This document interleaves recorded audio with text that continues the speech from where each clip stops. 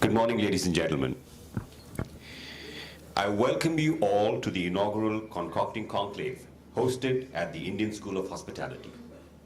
My name is Gerald Jacob, a facilitator in this fine institute, and I'm very excited to host this event today. Indian School of Hospitality, or better known as ISH, is a part of Sommet Education, with the finest hospitality management and culinary arts school in India, delivering programs with two of the world's leading higher education institutes, Ducasse and Les Roches. Our culinary programs are offered in partnership with Ducasse, France, and hospitality programs are taught in alliance with Les Roches, Switzerland. Our strong industry connect reflects in every aspect of our education. In every step of a student's education journey with us, they master the theory of hospitality and culinary arts and get to hone their skills hands-on, ensuring they are ready to tackle every challenge in the professional world. We provide students with global education and the opportunity to learn from renowned academicians, industry experts, and researchers. Today we gather here for an exciting workshop, and I would like to now introduce our esteemed panelists and dignitaries. Our founder and CEO, Mr. Dilip Puri. Our co-founder and executive director, Mr. Prahlad Puri. Dr. Pushpesh Pant, renowned food critic and Padma Shri Award winner.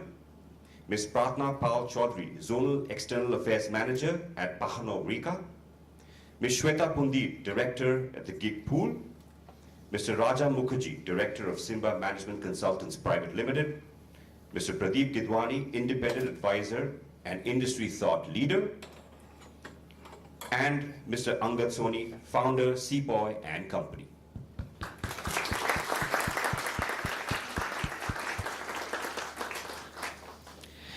With India's rapidly growing alcoholic beverage market, it is the perfect time for students and professionals in the hospitality and culinary institutes to explore the countless opportunities and future trends in this vibrant industry. Today would be an engaging day of learning, networking, and skill building. The specialty beverage industry is integral to hospitality, shaping numerous careers. India is one of the fastest growing markets for alcohol beverages, with an estimated market size of $52.5 billion in 2020. According to ICR-IER, the market is expected to grow at a CAGR of 6.8% between 2020 and 2024, with cases by volume crossing 1,200 million by 2025. This rapid growth signifies an increase in the types of beverages available and a wealth of opportunities in the specialty beverage industry. The Concocting Conclave aims to help young hospitality leaders explore these opportunities and showcase the future of this vibrant industry.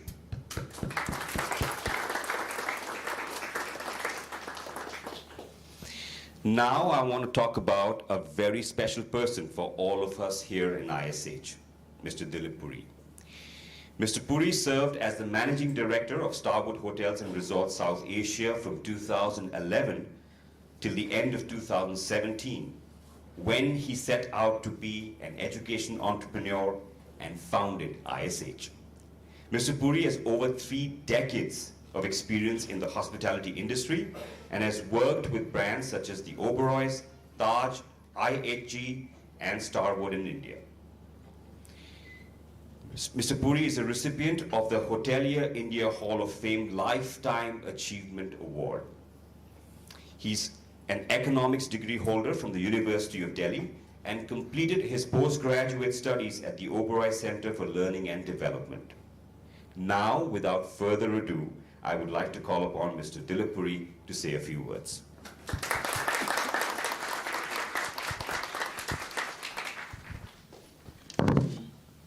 Thank you, Gerald.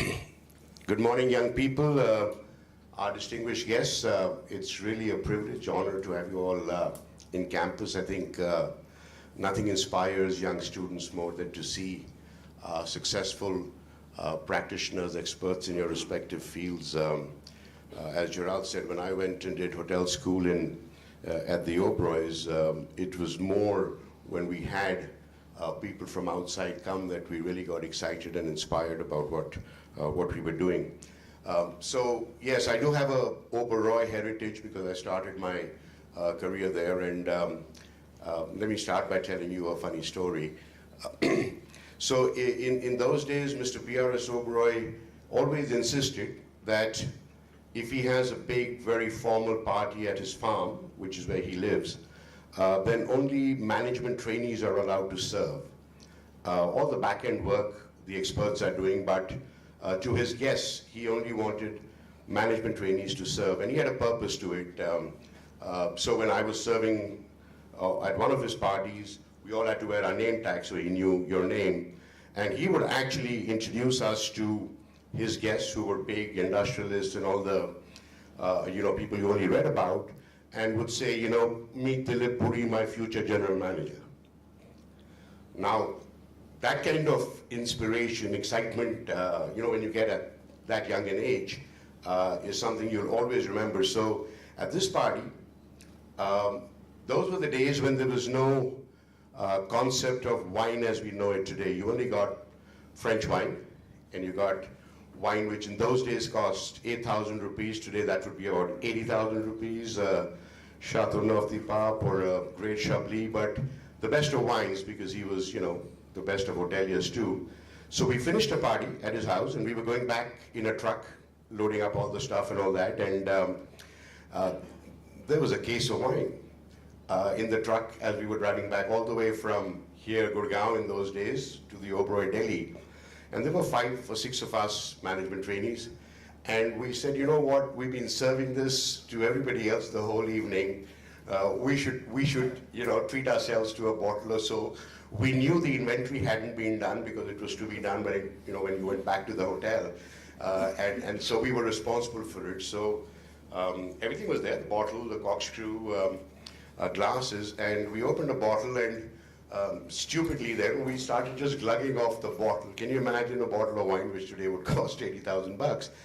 And one of our management trainees happened to be a guy who'd studied in Germany and come back, so knew a lot about wines. And he says, "Main tumhe master class deta hu." I'm talking about 1984, when I was your age, 21. And in that 1.5 hour drive, he taught me at least enough about wine to begin my appreciation of it at a very young age. And that appreciation, I think, has allowed me to enjoy wine responsibly, enjoy wine in the way it's meant to be enjoyed. Certainly, understanding of wine in order to have great conversations with people. And that's what essentially the moral of my story is, that you should look at opportunities, events like this, interacting with people who have an appreciation of what alcoholic beverages are. When it comes down to alcohol, it's funny, right, in the country we live in terms of the kind of laws we have here, that we're talking to a bunch of students, most of whom are legally not allowed to drink, right? That's a bit ironical, but that is the reality.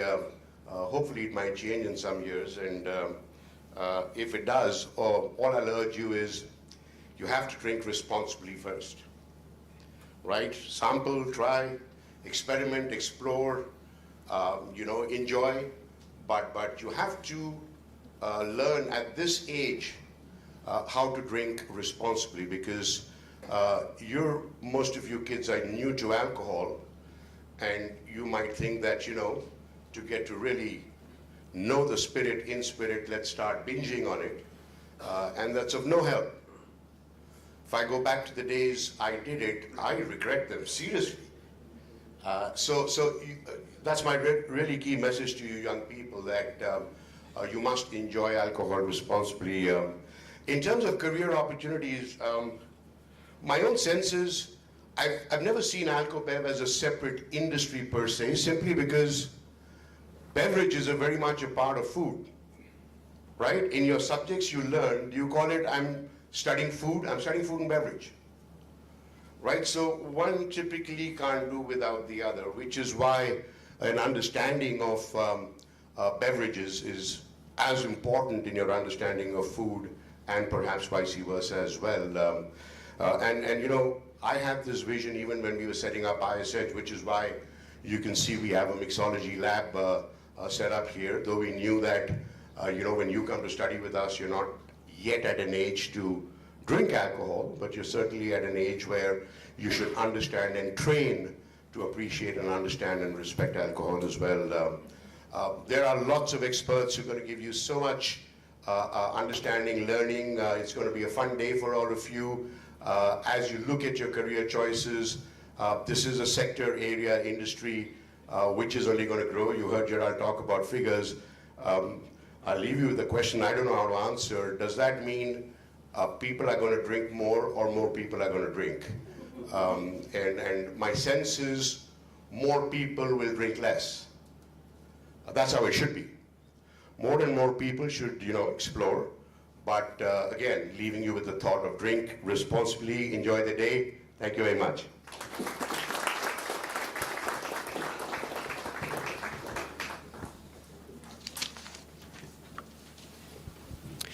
Thank you, Mr. Puri. Your immaculate attention to detail and the warmth of hospitality is something that we aspire as teachers every day to instill in these fine students.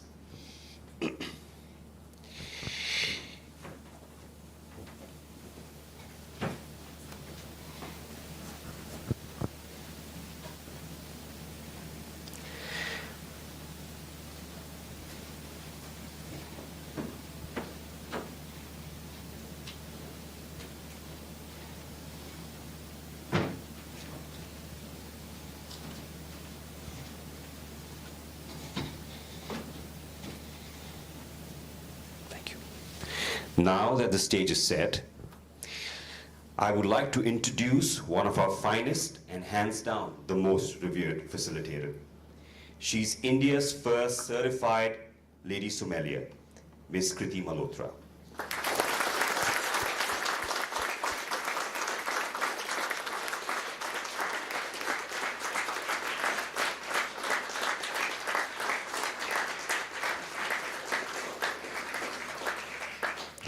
Kriti was certified from the Court of Master Sommeliers UK and has more than 13 years of hospitality experience and more than 6 years of sommelier experience.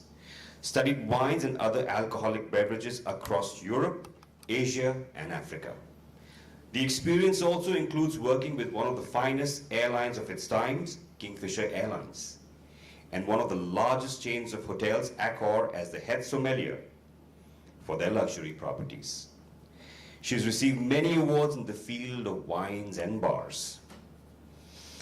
She was recently featured by CNBC Changemakers as one of the top women of the country to achieve great heights. India's representative for WinExpo Bordeaux 2017, she's a writer, a critic, a wine curator, auditor, food analyst, traveler, alcohol professional, a great teacher, and the list just goes on and on and on. Ladies and gentlemen, once again, a huge round of applause for Preeti.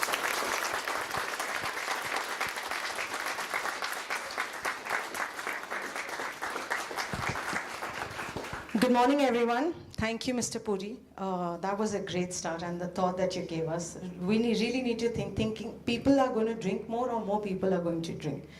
Gerald, thank you for starting the conclave so well. You pretty much took all my speech. Now what do I say? Good morning, ladies and gentlemen. Good morning. And special hello to our panelists, Mr. Puri, and everybody. May I request our lovely jury panel to have a seat while I introduce you also. We'll start with the first, Dr. Pushpesh Pant.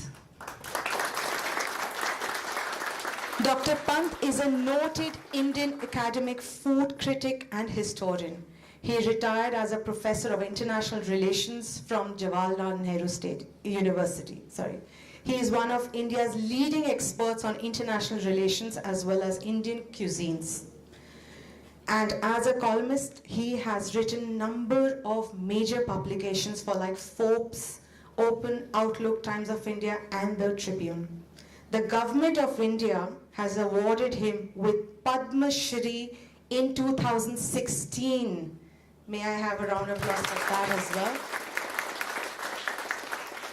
Plus, while we discuss, you will get to know he has immense knowledge on liquors of India. May I request Ms. Pratna Pal Chaudhary to come up? Whiskey ambassador, WSET qualified in wines and spirits, worked with various facets of beverage industry and led many teams. Led multiple brands like Costa Coffee, Premium Tea of India, TWG, Remy, Contru, Sula, and much more. Currently is working as Zonal External Affairs Manager for Pernod Ricard. Pratna is not only known for her beverage knowledge, but also for gorgeous saris that she wears. May I request Ms. Shweta Pundir? Diligent self-starter, continuous learner, and an avid networker. Loves putting method to madness, works with ambiguity, create passionate success stories. Shweta is the director of Gigpool, an avid headhunter and an HR consultant, and has also worked with various beverage companies. Mr. Raja Mukherjee, may I request you to come on stage, please? With more than 30 years of experience across businesses that entrepreneurial journey continues. Has been associated with great beverage brands like Radico Khaitan, Pepsi & Co, and many more. I'm sure we will learn a lot from you, Mr. Mukherjee. Yes, now I call him the OG of the industry. May I request Mr. Pradeep Gidwani to come and join us? The OG of the industry, the man who has seen many twists and curves in the industry, the real deal maker behind classics like the Beer Cafe, the Pint Room, Carlsberg, Red Bull, Moet Hennessy. He has been a mentor for many people and their careers. Last but not the least, the millennial panelist. We've got Angad Soni to come. Creator behind the liquid which has spoilt us for luxury. Founder and CEO of Sepoy Co, man with fine tastes, and clearly want the public to develop the same taste too, with high quality and homegrown mixers, all made with 100% natural ingredients, and also notoriously known as Mr. Sepoy. So welcome. Thank you everybody for joining us today. I would like a special thank you to Sepoy Company, Monica Alcobev Limited, and Monin for supporting us and hosting as our knowledge partners. In a short bit, we'll be now starting with the panel discussion. I'll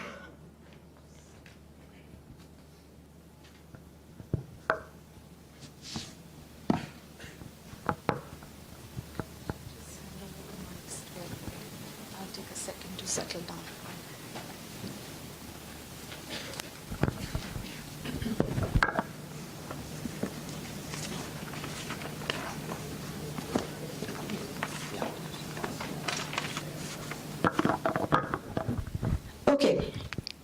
So, I love using this phrase, let's all demystify the alco-bev and the beverage industry. I would like to start with you, Pradeep sir. What is it in this industry that you think is magical, that even after so long, you're still in love with the beverage industry?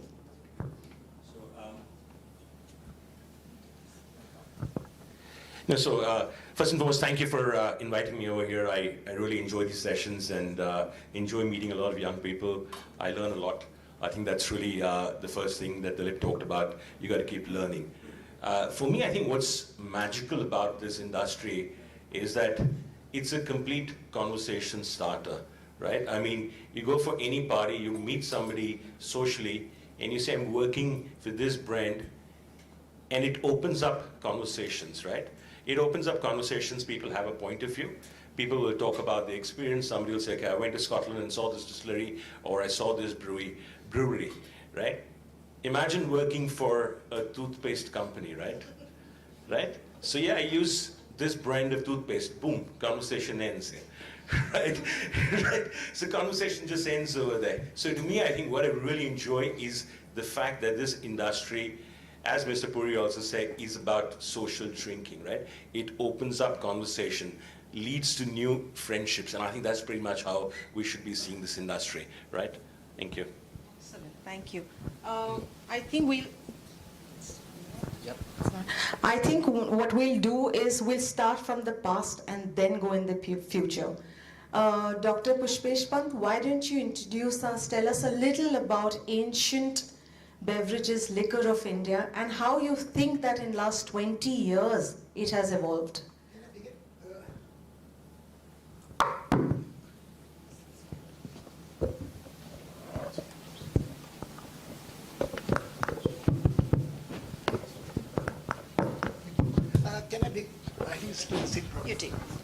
Can I begin with my past? Yes. I think before we go to India's past, I think I'm very inspired by what Mr. Puri said in the beginning.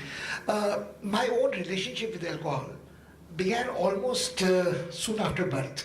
My father was a doctor and who did not believe in these age restrictions. He was an old-fashioned doctor, 4th or 5th batch of KGMC Lucknow. So when we had a stomach ache, the standard prescription was a little brandy around the navel and a little brandy inside the mouth. So that it started at that level, and I think I have always had this personal relationship with alcohol where I have not bothered about wines, whiskies, gins, rums. They were all around and available, brandies, but desi, kachi, sada, santara, masaledar, tharra, everything was there. Now, why it is necessary to put this on record is that Mr. Puri made a very interesting statement that most of the youngsters are underage to tipple. Where I was brought up, it was not only the privileged family of a doctor.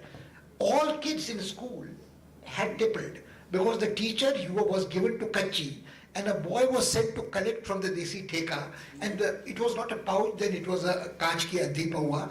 वो लड़का कुछ लगा के आता था, उसमें थोड़ा पानी मिला के आता था. So both the teacher was a little tipsy and the boy was in a more receptive mood. So I think it was very interesting. No, I'm very serious because what happens is that this tharra, which the boy brought from the village desi theka, has an unadulterated, undiluted lineage from Indus Valley to present day. Because when prehistorians come and say this is the distilling equipment found in excavation in Indus Valley, somebody was drinking something which was not Scotch, which was not Johnny Walker, which was not fancy grapes, which was not French wine. So this unbroken tradition of India's past alcoholic beverages basically is tharra, mawa, asam, ark, curd, feni, nira, tadi, and so on. You go to any part of the country and you would be surprised of these young kids who are underage have not tippled before. Because they would not admit it. It's like coming out in public from closet. There was that old joke about how many people masturbate, boys, and they would say 99% say yes and the 100th one is lying. So when the young kids are there and you say, have you ever had a drink? It's the peer group pressure which makes you take a good sniff on a cigarette. Maybe if ganja is around in Pahadi villages, tharra, mawa, everything. कभी किसी ने, oh no, I never drink, but somebody in a holy day मुझे तांबे का सिक्का जिसके ठंडाई पिला दी थी. So, no, I'm serious. I'm very serious. This is not for laughter. I think Mr. Puri had a very valid point. We are a nation of hypocrites. I must get it off my chest. I mean, Padma Shri or no Padma Shri, the government will withdraw it. I will not willingly give it up, but they can take it back. The point is that you have an age of voting when the kids can vote to change the law of the land at 18, but they can't smoke, they can't drink. Though nobody can have a shop near the educational institution. You might have the mixology lab, but theka agal bagal mein nahi khul payega kabhi bhi yahan. Okay. So I find this ridiculous. I find this ridiculous. Boys will be boys, girls will be girls, and they will keep drinking, smoking, doing unmentionable things, which I think are unmentionable, not politically correct. But then I remember my little granddaughter who shows me the middle finger more often than, I mean, she doesn't know that there are other fingers in the hand, including thumb and the. So anyway, let's leave it at that. So I think when we go to the past, two small things before I shut up. I mean, you know, it is one of those cases like you let a teacher have a mic and he will not let the mic go. It's like little Lulu and her friends, I will sing and shut their mouths up. Variety. No, you see, the problem is, there was this Thara story. I had a next door neighbor in JNU, dead now, rest in peace, Dr. Lokesh Baral. He brought a small bottle, unmarked ones from Kathmandu, Thara made out of pan for the royal family. Now, unfortunately, there is, I should not say unfortunately, this gives up my unsocialistic prejudices. We live in democratic, republican Nepalese times, but when the monarchy was there, the Thara for the royal family made of pan was smoother than vodka, smoother than whiskey or whatever it is. I've never had Thara like that again. So past connected to future very much. Then I came to Delhi to do my PhD and friends told me, आपको पता है केसर कस्तूरी क्या होती है, आपको पता है आशा क्या होती है, आपको पता, हम बेचारे poor kids, scholarship 300 rupees a month in 1965, we used to drink practically jagadhari, santara masaledar, ananas, saunf, things of that kind, on a good day solan. Santi is. वो सब बहुत सादा ही मिलता था ना, तो बस उससे ज्यादा तो गुंजाइश ही पैदाइश नहीं होती. उसके बाद तो हम भी स्नूटी थे ना कि इसमें मिलावट है, इसमें रंग मिला रखा है, ये टॉक्सिक है, बस सादा बड़ा प्योर था. Now the point is that when you go to these refinements, can you trace a line of refinement evolutionary from past to present कि पहले ठर्रा था, फिर वो राजा साहब का ठर्रा था, फिर वो केसर कस्तूरी थी. Now the great thing about alcohol is, now I must have another confession to make about this morning's past. When I was coming out to this place, my son said, तुमको क्या हो गया, बुढ़ापे में अनशन बोलने को जानते हो? तो I said, I have to fortify myself. So he said, why don't you give yourself a mouthwash with vodka? So I have this confession to make that I had a 60 ml mouthwash of vodka before I came.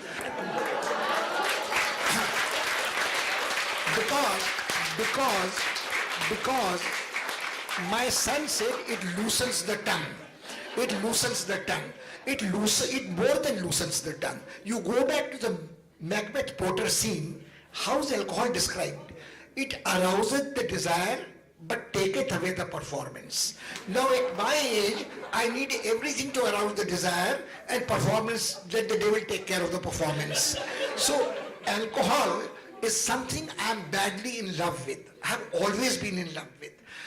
We went to, there was this World Bank project, and this is the last one, and then I'll pass it on to you. I shall be. We went to Jharkhand, and World Bank had given us a project to pick up some low-hanging fruits. This is the Jharkhand which World Bank has, and said कि Gumla, the most backward district, हमको तो one-track mind था, यहाँ महुआ लीची मिलती है, महुआ लीची मिलती है. So the tribal person tells me, महुआ पीने के चक्कर में आप कहाँ पड़े हैं? यहाँ एक बड़ी अच्छी अंग्रेजी की दुकान है, उसमें बियर भी मिलती है, स्कॉच भी मिलती है, वोदका भी मिलती है. हम कहते हैं हमको तो महुआ चाहिए. तो महुआ in Mahua heartland was so difficult to get, and that is where I think the problem is when you talk of future. Everybody following the Prime Minister's bandwagon, from millets to Shea Anna to Make It India to Made in India to Made for India to Export India. My good student Amitabh Kant, now from CEO to Sherpa in G20. My other good student Jai Shankar, the External Affairs Minister at the moment, are doing their bit for the country and the cause. The trouble is कि मार बार के भी आप महुआ French market में तो नहीं उतार पाओगे. आप मार बार के भी राजा साहब का ठर्रा या black rum, my good friend Rocky Mohan में फॉरगिव मी, वो कैरेबियन में तो Bacardi वालों को नहीं बेच पाओगे. Mr. Gidwani is sitting here and we have had a very happy memory. I've never had that much Moët Chandon and champagne as he made us drink when the good friend Jigs Kalra and I were collaborating. I could never afford to. जो आपने कहा 80,000 रुपए की wine दूसरी कहाँ से नसीबी नहीं होनी थी वो तो मुकद्दर में तो हमारे वही लिखा था ना टर्रा ही लिखा था.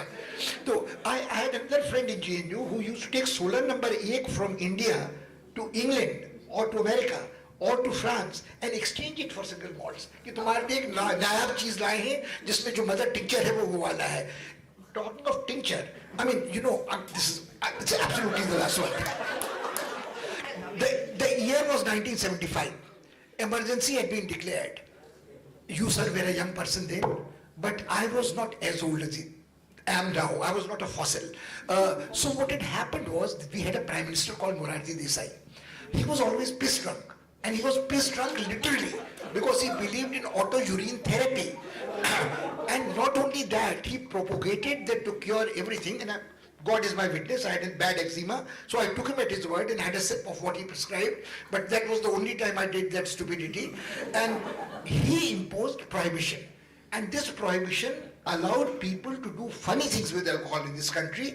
Mrit Sanjeevani Sura, an Ayurvedic medicine, was marketed as an intoxicating drink, and you went to the hills and you had a shop which had biotonic vinum, homeopathic, pudin hara, tincture, you had Mrit Sanjeevani Sura, you had Drakshasam, you had Ashokasam. So this case went to Supreme Court. Mrit Sanjeevani Sura had an alcohol content of 14%, and people were drinking it, and the buses were going down the gorge, people died.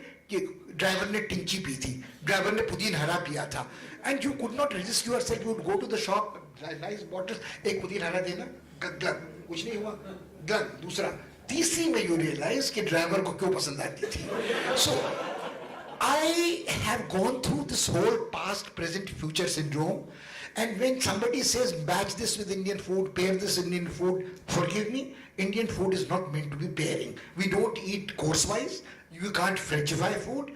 My good friend Kalra did that to a reasonable extent. Zorawar has done it brilliantly, but he doesn't say that he's वो फर्जी कहते हैं. So farsi has many little puns. So I sent him a congratulatory method saying, son, Hindi का मुहावरा है प्याजे से फर्जी भयो टेढ़ो टेढ़ो जाए. There's a bishop on the chessboard which moves diagonally. But Zorawar has done brilliant things with his restaurants. But he doesn't try to pair anything with anything. He lets you drink. He lets you eat. I think that's the best way to do. I've had people from tea saying कि हम तो T pair कर रहे हैं खाने के संग. मेरे दस्तरखान में शामी कबाब है, गलौटी कबाब है, इसमें 60 मसाले हैं, मैं रोगन जोश कश्मीरी है, मैं किस किस्म क्या पेयर कर रहा हूँ. मुझे चैन से खाने पीने दीजिए. Let me be happy. And the last quote I have is, when I was growing up, there was this Umar Khayyam was in fashion. So it says, a flask of wine, a loaf of bread, a book of words beneath the bough, and wilderness is paradise now. I think you can dispense with the loaf, you can dispense with the book of words, give me a flask of wine, and it's paradise everywhere. Thank you. Thank you. Wow. That was quite insightful, and I think us teachers will take some inspiration of the mouthwash for sure. Every day when we come to work, it works. Okay. As long as there's no breath analyzer test here for the faculty, we shall take care of it. Coming back to the fact, like Mr. Pant said, Dr. Pant said about pairing. Pratna, you and I have attended many wine paired dinners, whiskey dinners, tasting, so on and so forth. What is it that you think that is this one thing, considering there have been so many twists, turns, ups and downs, wine shops closing in Delhi, opening, but our industry is just becoming bigger and bigger. Of course, there is a tipple factor to it. We all want to drink and have fun. But what is that one thing that's just making our industry grow up out there? So I will not talk about any numbers, but I will give you two very close to heart examples. So when I joined the industry in Pernod Ricard, that was my first job in alcohol. There were 400 people, and we knew everybody by name. Today, when I walk into the office, I can't even recognize each of them. Every day there are new people coming in. Today we are 1,800. So if so many people have increased in about 12 to 14 years, then you can understand why. there is a requirement. And if you see the brands, how many brands were there 12 to 15 years back? Today there are so many brands and still there is space for more. People are drinking. So there is space, there is opportunity for you guys to also go into the business. Come in.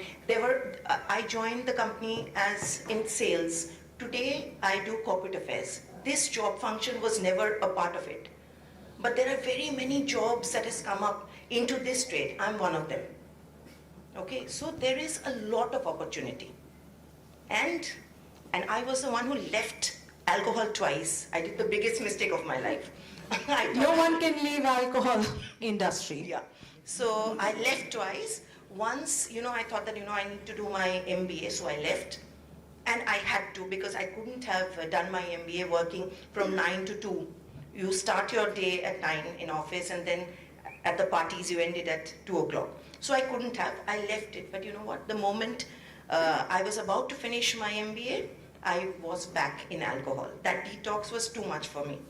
Again, I did the same thing. I just thought that, कहीं मुझे और कहीं नौकरी तो नहीं मिलेगा. I've been typecast as alcohol. So now let me see what I can find for myself. I did find a good job. I did well there. She was talking about Costa Coffee. She was talking about TWG. Everybody was happy, but I wasn't. I was done with the detox, and again I came back to Pernod Ricard. So you can understand, you get hooked onto alcohol, both in taste and also in profession, and you never go back. No. You never go back. Absolutely.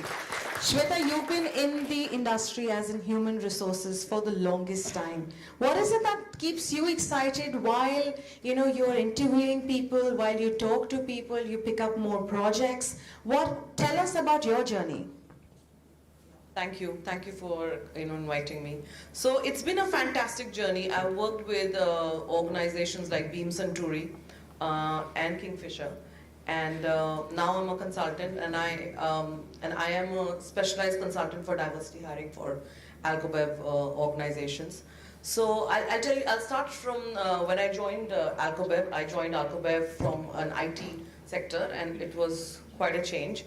Because when you work for the services industry, the focus is always employees. So when I joined Beam, that was a very important period for them because they had shut down due to a whistleblower, and we had to first get in, fire, then hire, all the way from 80 to 400 people, and that made me actually travel, plan the we call the FOTS, feet on street.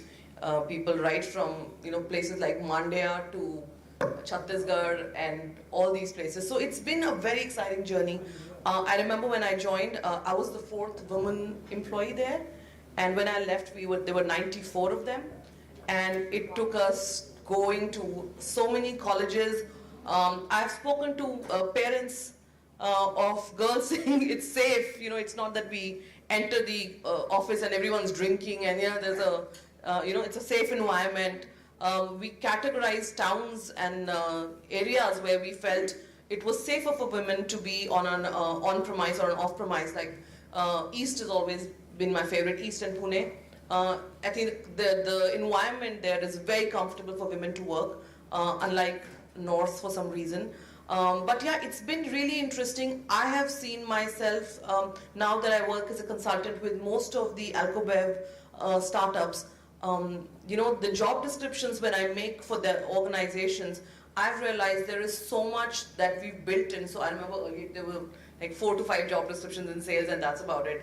Now I've asked organizations to create up to 16 job descriptions, policies, and it's fantastic, and it's growing like no man's business. Even your cocktail mixers, everything is like so huge, and there's opportunity for all kinds of roles now available. So I think as an industry, we are really we've really evolved over a period of time. And now when I do specialty diversity hiring, there are times when I speak to the sales leaders and I say, 8 साल पहले तो आप लोगों को sales manager लड़की नहीं चाहिए थी. Now suddenly you ask me director चाहिए, लड़की चाहिए, and I'm like, where do I create that from? So yeah, but what has also happened is earlier I remember converting a normal FMCG person to alcobev was very difficult, especially marketing. You know, they would say "Sab kuch khatam ho jayega," surrogate marketing hai. But over a period of time, and I think that's one thing I've really learned at Kingfisher at UB, in terms of surrogate marketing, the teams did fantastic job. It was so easy for me to go ahead and explain to people that no, it's challenging, but it's a lot fun. So I think over a period of time, there have been a lot of changes in the industry, and it's really nice and great to see. You know, when I sometimes, even with as a consultant, I go and visit markets, and I see a lot of young women at not just on-premise but also off-premise. It's fantastic. I think it's there to stay, and our consumers are have a great you know, understanding of liquor over a period of time. I think we've got some great people on Instagram, on Facebook, you know, talking about alcohol, and it's just not a taboo anymore. So I think it's a great time for the consumers, at the same time for the organizations to kind of come up together and really create it as a safe place to drink and work. So I think that's the good thing.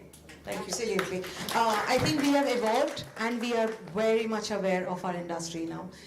Picking up from what Dr. Pant said, Mr. Mukherjee, do you also feel that our future trends are coming from a lot that has happened in the past? Is past the new future, as per you? Well, if you don't study history, you don't learn anything. That's the way it starts. As far as I'm concerned, actually I am a non-alcohol guy for even a Pradhana or Mr. Girwani, because I came from Coca-Cola. And initially I was a bit of an outcast. You know, isko to kuch pata hi nahi hai ji. So this happens. In 20 years, then subsequently I've gone on to write a couple of policies for different governments. Have you ever heard of somebody taking money off the government? I do. So if I've been able to do that, I'm sure the possibilities are endless. How can we all join that department? And Dr. Pant may not remember me. You had introduced Walki Paratha with 21 layers. I had come to your place, I think, or Mr. Kal. Yes. We were trying to do something for ITPO. Yes, so that's the way it is. But today the alcohol space has enough job opportunities other than just being a sales guy or a marketing guy or a mixologist, or, you know, immense number of opportunities. So it's endless. That's the way it is. So you learn from the past. And coming from your place, yeah, Mahua, actually government of Chhattisgarh is now trying to put it geotagged into France. Yes, and I actually started to go there. Just like how Feni has got its GI tag already. Yeah. Absolutely. So that's the way. So possibilities are huge today. Even things are getting mixed with beer. And after a long time, I am seeing that on a alcohol panel discussion, you have a gentleman who's selling products, mixers, which 100% unfortunately makes your drink a little bit more expensive. He's not selling anything cheap. So that's the way. So that's the diversity one can learn from. Absolutely, that's the diversity even we want. Angad, you bring a lot of fresh flowers to the bouquet as 100% natural mixes and chasers. I think we would want to understand, learn, hear your story, the inception of Sepoy and Company. First of all, thank you so much for having me here. Good afternoon, almost, to everybody. Honor to be sitting across over here with such an esteemed panel. It's just incredible. Thank you so much. Just a fun fact. My journey in the beverage, F&B or beverages, started in 2017. Before that, I was operating in a completely different industry altogether, manufacturing steel. So from that to here, it's been a very exciting journey, starting up something in the beverage category or F&B category, I think is something that I would like to share. The direct-to-consumer startup space in India is just starting up. You're hearing stories across food, beverage, toothpaste, mouthwash, everything, right? Couple of factors is what, if you're listening to what the Indian consumer wants right now, is all natural, clean ingredients, and in our case, low calorie, right? Clean ingredients, low calorie is something that the consumer is listening to, and recyclability, or what's that word for sustainability? Thank you. So sustainability, again, something that if you have to have this in your product, and that the Indian consumer is willing to purchase, even at a slightly expensive price point. What I see currently is that there's a market for everybody. What happened historically, you go to a beverage counter, beverage store 4 years ago, and the products that you would get at that time would be your Coca-Colas and the products that Coke offered in cans and plastic bottles, because glass bottles was out because it was expensive, a can of Schweppes, and similarly you would have like juice, non-carbonated juice. That was what was available, and that is what everybody was consuming. But there was this, everybody talks about India's mid-income category, right? That was also just left with products that were just available at an affordable price point. So I truly believe that with the right product, slightly expensive, yes, as long as you can back, your quality, consistency, and taste, obviously. Without taste, if the consumer doesn't buy it, then you're done. I think there's a big market there. Consumers are willing to experiment and purchase. So yeah, it's quite an exciting time for young entrepreneurs, young students who want to get into becoming entrepreneurs or even working for startups or established companies. I think there's a huge opportunity there to learn. I operate a very young company, so I've got very young entrepreneurs. My senior manager for marketing is a young lady as well, who's a part of this. And she has her own team of girls. Somebody's heading design for us, somebody's heading our events, somebody's helping us curate our cocktails. So there's a tremendous amount of opportunity. What do I see as trends? I mean, 4 years ago when I started this, I was trying to solve my own problem. There was amazing gin available. All the big brands globally were launching their premium gins in India, but we were left with mixers that for me were not up to the mark. Having traveled and experienced a nice gin and tonic overseas, you just ask yourself that, why don't I have this here? I actually went and tried to find a brand that I could bring into India, but the mathematics didn't add up, import duties, etc., etc. I won't get into that. But then I questioned, why can't I do this here? What does it take? What does it take? I knew that the expertise was not here, because now I'm talking about natural ingredients, and tonic water is tonic water because of quinine, which is the natural ingredient. If I give you a speck of pure quinine on your finger and you put it on your tongue, it's unpalatable, right? So how do we balance that with natural sugar, natural flavors, and make you a tonic water that you can appreciate with the gin that you're consuming? I literally cold emailed and cold called people on LinkedIn and in the industry, and did the hard yards over there to see who can help me. I'm not the expert, but I wanted to create this. So I had some really interesting encounters. Somebody emailed saying that you've got to be kidding, because I emailed a person whose company makes mixers, and I'm like, hey, you want to help me make something for the Indian market? To somebody who's like, listen, invest money in my company in England and take the product to India. Till someone I met out of East London who was making their own craft mixers. So this word craft has been existing for the past several years, and now it's happening in India. So he really liked the story about, Indian tonic water originated in India. I want to bring that back. I want to specifically use flavor profiles that resonate with the Indian palate first, before I decide to take it to the export market. So this gentleman was like, yes, I think it's really exciting, and we got cracking on this project. Today we've got 12 mixers now catering to different spirit categories. So what I see in the future is people are not drinking more, it's mindful drinking.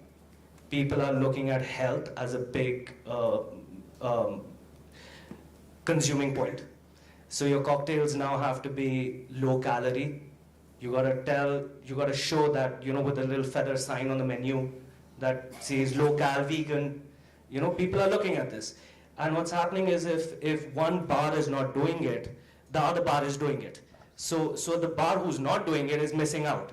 So you have to be up to speed with the trends, up to speed with what consumer really wants, and offer that to them, and trust me, they are buyers, okay?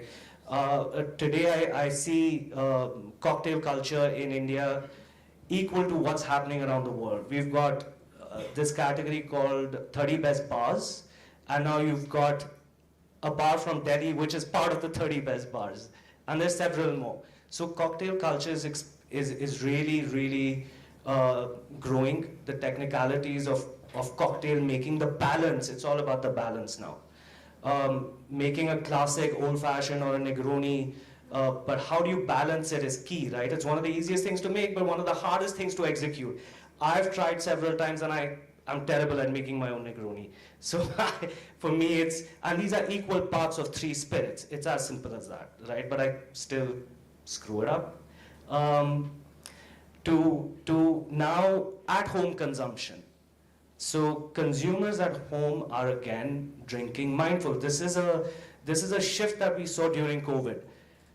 During COVID, I mean, we all were bringing out our top shelf spirit. What I call top shelf spirit is your expensive spirit that's been lying there for, something that you wanted to experience with at a celebration or something, right? But you've run out of all your alcohol. So the top spirit starts coming out, and then you start experimenting with that. The number of panels that I was a part of, there was something called, this app called, I forgot the name of this app. This app was literally getting people together online as a panel, talking about a specific topic, and you had Clubhouse, thank you. And you had hundreds of people logging in and listening to you, and the amount of discussions that we had around cocktails and cocktail making and balance and a good gin and tonic. And today we've got Diageo, who's taken out a Johnny Walker, but they present a Johnny Walker Blonde, a whiskey that they want to cater to the cocktail making culture and leaving the rest of the whiskey to the sipping. So cocktail making and things like that is a lot of conversation around this. Huge opportunities here, huge opportunities in the soft drink category where I come from, mixers. Now we're talking about gut health, right? Completely different animal altogether. We're talking about drinks for children. Drinks for children. It's a completely different category, but it's happening. So there's a lot that's going on, and I think starting off with your education here, I think you guys have a solid head start. Taste, profiles, balance, you understand that. Just go out there and experiment. So yeah, that's my 2 cents of starting something. Thank you, Amit. I didn't realize that you had a steel background. That makes us realize that it's a legit diverse panel discussion. We've got people from not just alcohol but non-alcohol, steel background too. So that's a great thing to know. And how can we forget Clubhouse? I think we all have been part of Clubhouse. So many discussions. All we used to do during COVID was discussions and drinking. That was work. In the order, simultaneously, because that was all work. Perfect. As a matter of fact, 30 Best Bars, Mr. Vikramachanta was supposed to join us, but unfortunately he's unwell, and last minute he couldn't come. Okay, so I picked up a line from the internet, and feel free to start on it, whoever would like to start. It is anticipated that cases by volume will cross about 1,200 million by 2025. This signifies a rapid growth in consumption of Indian alcoholic beverages, with a subsequent increase in choice. Not just it's the quantity, it's also the quality now of the types of drinks available in the market. What are we looking at the types of drink? Because clearly we know it's no more just whiskey, vodka, rum. Clearly it's not just black label or Shivers. You look at every wine shop, especially in Haryana, how I like to say is that in the evening around 4ish is when they decorate the entire shop as if it's a wedding. And you really have to dress up to go to a wine shop now, because they say, hello, welcome, there's a basket, water's given to you. So that's a trend too that's happening. So feel free to start whoever. Taking on your thing, over here there is something called an ahata, the drinking joint attached to the thing. A lot of youngsters who leave colleges are actually running them. And one of them, if you walk into in Gurgaon, called Soul Garden, you need to be not forget the payment. You have to really book yourself for a Friday, Saturday night a couple of weeks in advance, which was unheard of. So this ahata, go in there, get some of the best food. Since you're in the food business itself, you guys can really have a look at that. Coming from Calcutta or Bangalore, even today when you go to the clubs over there, they mix sugar in your gin. You would be knowing, sugar in your gin. Actually, I'm very excited with what Angad said. जो आप कह रहे हो, it happened because I think there is a whole market in mocktails. जो आपने children's drinks की बात की, my underage granddaughter went with me. First she wanted to walk into beer cafe because she thought that cafe was a cafe and beer was for you. So I had to tell her that she's underage, I would not get into trouble with law in Haryana at least. Or in UP for that matter. But Uttarakhand one could probably manage environment. But the problem was that what he says, she ordered a pina colada in Cyberhub, which was so bad that we paid for it and walked out. And the owner of the place said, can I get another? She said, what are you doing? You have put too much syrup, you have put non-dairy cream, and the bartender had whirled it in the machine. And then she said, मैं इसको dilute करने के लिए इसमें थोड़ा soda मिला दूंगा, थोड़ा cream और मिला दूंगा. So he had no clue of a non-alcoholic drink being made. I think what you say is fantastic. I remember a kitty party. Now, don't ask me what I was doing in the kitty party. I'm not gender fluid. I have various problems, but this is not one of those. I ended up in a place which is friendly to LGBT community. This was Lalit in Delhi, and there was a kitty party. And I was holding some, I think, mock interviews for IAS. Our lunch was in the same place. So there were ladies, about 24 kitties, having a great time. उनमें से खड़ी हुई, उसने कहा, देख मैं क्या P रही हूँ, ये असली कॉकटेल है.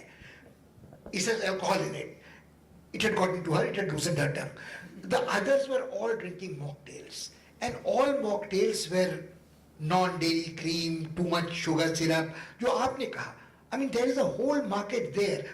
I mix a reasonable Negroni for myself, but where do you get a vermouth? वो जो wholesale वाली है वो यहाँ गुड़गांव में भी एक बेचती है, दूसरी में वर्मूथ नहीं मिलती है, एक में मिलती है, दूसरी में नहीं मिलती है. May Allah be praised. One of them watched my London Top interview. So he said, आप क्या खरीद रहे हैं? ये मैं ढूंढ के लाता हूँ. So he got the vermouth all right. But the point is that if you want to mix a Bloody Mary, do you want to mix it with Dabur cereal, which is not real at all? उसमें चीनी मिली हुई है, उसमें और कितना artificial है, उसके संग आपकी Bloody Mary कहाँ से बनेगी? You talked of gin. The British had the gin drinkers liver because they wanted to avoid malaria. उसमें वो मिलाते थे तब वो टॉनिक बनता था, मगर वो कंपायरी के संग भी क्विनीन वाला ही खेल होता है. सो अगर उसमें सैकरीन वाली श्वाप का डब्बा है तो फिर मजा क्या आ रहा है, नेचुरल क्या है? Unfortunately, my son, who was only given to old monk, this will make Rocky very happy. But then he is into the natural, non-synthetic mix in an NGO about jams and preserves. वहाँ भी दिक्कत ये होती है कि आपके इसमें तो वो मजा नहीं आ रहा जो किसान के में आ रहा था, slightly more expensive. So the point is that I can quite see what you are saying. People would be willing to pay more than a little more if you gave them something which was non-synthetic, no color, no preservatives, no enhanced flavors, Angostura bitters आपको कहाँ मिलती है? वो is almost like buying contraband stuff. हाँ पिछली बार आई थी एक शीशी कहीं पड़ी है ढूंढ के ला सकता है इनके लिए? उसने कहा नहीं आई है. Even at India Intercenter Bar, they have stopped serving pink gins because they can't get Angostura bitters. I mean, I think that's what Mr. Puri made me think.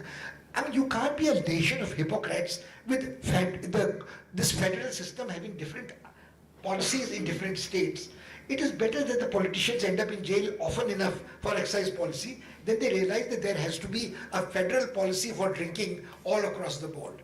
कि आप यहाँ बेचेंगे. Now, if you want to have a GI tag with Mahua in Jharkhand, what happens to Chhattisgarh Mahua? It's like the Rasgulla from Odisha and Calcutta. क्या दो GI tag होंगे, Mahua from Chhattisgarh and Mahua from Jharkhand? Odisha was part of Bengal. Sir, so was Bihar. आप क्या करें? Spoken like a real Bengali. I mean, he's taking us back to the past of pre-Curzon days. कि बिहार भी उनका था, बंगाल भी उनका था, आसाम भी उनका था, Seven Sisters भी उनकी थी, Eighth Brother भी उनका था, उड़ीसा तो था ही था. और I mean, I'm very pro-Bengali. My mother was at Shanti Niketan and I was raised up on Abul Tabul. So I mean, I think I feel very strongly about the Great Bengal Empire. वो तो, but वो problem होगा अगर इतने GI tags होंगे. तो आप क्या क्या करिएगा? You know, I think that's very. I'm very, stimulated in a non-alcoholic sense by your talk. I think there is a great market, and I'm not one for the numbers. You mentioned some 400 millions, etc. How many zeros after for 400 millions?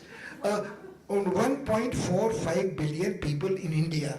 So those million numbers don't matter for me. I think Mr. Puri again said something very sensible. He said more people drinking less still would give you greater volume. You said we have got so much on choice. How many? What numbers for the availability of brands? Delhi में है तो एक जगह, गुड़गांव में है तो एक जगह, गुड़गांव में आप होलसेल पे खरीद रहे तो एक जगह. The only problem is to get what you want. You have to drink 3 bottles of the imported thing, 2 dozen cans of beer if you want of your brand, and you cultivate the local attendant की अच्छा 2 में ये खरीदूंगा, 2 में वो खरीदूंगा, तो bills का इस तरह से बनाना.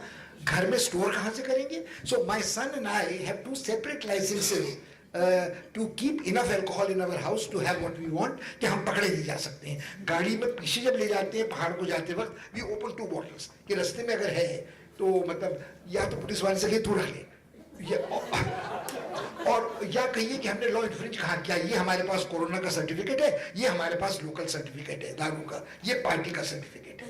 So I mean, I don't know. I mean, I feel strongly about this excise policy business. I agree with you. Excise policy in India is big trouble. Absolutely. We would talk By the way, about our per cap consumption of alcohol is one of the lowest in the world. So it is. And per cap consumption in India highest is in Kerala, not Punjab. Yes, that's also That's true. also true. So just to respond to what Kriti said, I think if you really look at what's happening in India, right, and look at the trends, right, we've seen a growth in on-premise, right, which didn't exist. Many years ago, you didn't have on-premise. You just had 5-star hotels. You just had a few fine dining restaurants. Today, you've got bars, you've got ahatas all across. So that's one key trend that's evolving, right?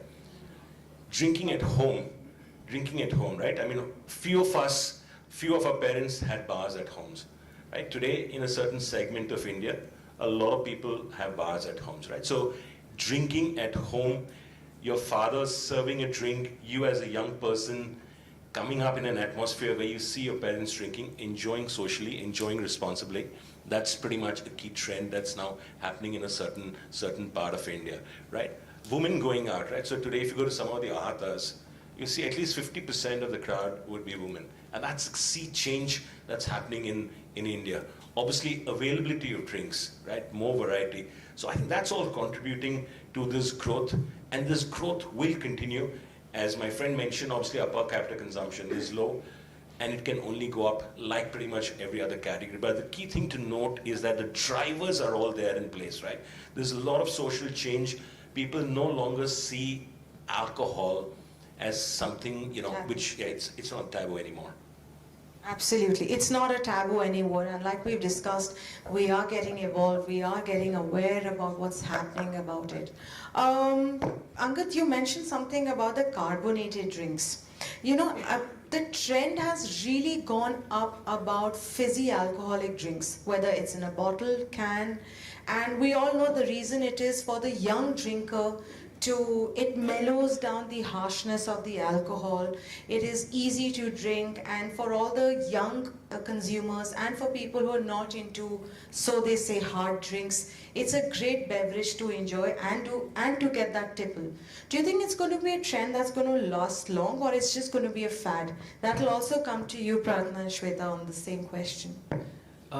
If you talk about soft drinks in general, the leading soft drinks could be carbonated or non-carbonated. But the industry's top performing beverages are carbonated because it's a refreshment. People find carbonating, a cold carbonated soft drink, a refreshing drink to consume. That is why we've got the Cokes and the Pepsis doing what they're doing. A gin and tonic, honestly, has been a classic. The reason why people enjoy gin and tonic is because of the refreshment that a botanically infused gin with a good tonic gives. Today, we're seeing the trend of a highball. Whiskey highball, we've got whiskey with with a ginger ale, carbonated. So this is a trend which is going to pick up now. So while we see in cocktail bars classic drinks which are like an old-fashioned or like Negroni, I keep on saying that, the trend now going forward is a balanced highball. Okay, and a highball requires carbonated beverages. It also, yes, helps in diluting the spirit. At a younger age, while you're going to experience a lot of different spirits, you'll experience it neat, you'll experience it in different forms, and then you'll eventually you'll understand your likes or dislikes in the spirit category. Carbonated beverages will always help you in just understanding that. It's like a sipping whiskey. Some of us enjoy it on the rocks, some of us enjoy it diluted with a little bit of water, some of us enjoy it with the dilution of a little bit of soda because you like a little bubble in it. But this trend is going to start and it's going to continue and it's going to be there for a while to come, and eventually we'll have consumers who know what they want, and so you'll have that market distinction between consumers like me who like a drink sometimes without carbonation, but then again, in a Delhi summer afternoon, I would like my whiskey highball. So it depends on the situation and yeah. And talking about highball, so highball is something which was started by Japs, right? So when I was with Beam Century, this program on highball started in 2016, and then they got it to India, and as inside, we had a bar in the office like everyone has, and then we take a license for some of the Fridays where we drink, and we tried. And they said, let's have the women try first, and we were like, isme to kuch hai nahi, like, there's nothing in this. So we said, try a little more, and that gentleman was like, little surprised. He says, no, this is how much it's supposed to be. I said, but nothing happens in this. So, and we explained them that, if we go to a bar and we pay 500 rupees for this drink, and it has not given us anything except soda, we will not go for it. And it didn't pick up. But now I see over the last year and a half that it's really picked up. So you have the Jim Beam highball or the Toki highball, all these Carbonation highball, it's really in trend. So that was my question, Shweta. Do you think it's going to be a trend for long, or is it just going to be a fad? Because correctly mentioned, it did start in 2016 by Beam Centauri. We did witness that, but it fell down somewhere. So, and it's picked up again. So is that the trend or just a fad? See, I think as an organization, they did believe it is going to stay because the team stayed. There was a two-people team who was kind of only doing this. So also most of the Alco-Bev organizations also started something, a very different vertical called Band, Baja, Barat kind of a vertical. So that was, so you would have wedding parties, and they would come to the organization and say, we'll have a bar from you guys. So all your drinks are going to be served there. So Diageo did a fantastic job out of it. I'm sure Pern also was part of it. Beam was also part of it. And we saw very interesting trends when we started this. So, I had one guy for this role, and then today it's a 17-member team who only does wedding. And so, in North India, mein lagta hai that we guys are the only ones who know how to party. But when you go to South, you really know what a alcohol party looks like. So the first time we set up a base in Bangalore, but we got a call from Hyderabad that there's a gentleman who wants to the bar, but he said that, so the team said that, he's talking about a bar at 11 o'clock. And they said, okay, let's figure it out. So it was actually his grandfather passed away at 102. And in South, apparently, you celebrate that. So there was a bar, and then we actually had a team who would only take care of things like bars for Mundans, and this I'm talking about only South, Mundans, things like, when someone passes away, and of course wedding and celebrations continued. So I think from the new evolving job descriptions for someone, so we picked up people who used to work for wedding halls, the banquets on the GT Canal Road, trying to get leads from them, kisne booking kari hai, and things like that. So, going back to the alcohol, so that's where the highball kind of started doing a better job, because afternoon celebrations like a mehndi or a whatever, cocktails, they would do those haldi mehndi celebrations would be a great place for highball or a gin and tonic and things like that. Yeah. This time I promised to be really brief. I think Ankad made a very interesting point about highballs and summer drinks and so on. I think a great idea is to promote seasonal drinks. So you have a toddy, hot toddy in winters, you have a hot punch in winters, and you have a cold punch in summer, you have a Long Island iced tea, you have mint juleps. Sangria, yes, of course, and you think that you are having fruit juices and fruits. So, if you want to elude yourself, no, I think one more thing I wanted to add. I think when you talk in terms of hard drinks and soft drinks and cold drinks, I think the problem is we are avoiding the elephant in the room, which is for the young people, the hard drugs. So if young kids are drinking hard drinks, it is better than experimenting with hard drugs. So I think it is much more sensible that we talk openly about this and say, better, pio. I think I will be ever grateful to my father that no peer group pressure could make me experiment with smokes or drugs, because I knew that घर पे पीने वीने को सब मिल रहा है, and my father was generous enough to say कि तुम्हारे दोस्तों ने पीना है तो उनको घर बुला लाओ, अपने घर से परमिशन दे के आए कि घर लौट के नहीं जाएंगे, हमारे घर में ढेर हो जाएंगे, we'll clean up the next morning, but they will not have to worry about their reaching safe home. So I think the seasonal drinking is something which should be promoted. कि जाड़ों में आप ये पीजिए, autumn में आप ये पीजिए, drinks इस तरह से mix कीजिए, and I think what Pradeep bhai said कि घर पे पीने का भी जो मजा है ना, वो बहुत मजे का है. तो घर पे जो आप पी रहे हैं, कॉस्ट नीचे आ रही है, वैरायटी आपकी ज़्यादा हो रही है. Why not do that? Why not, So carbonation eases the drink, that is for sure.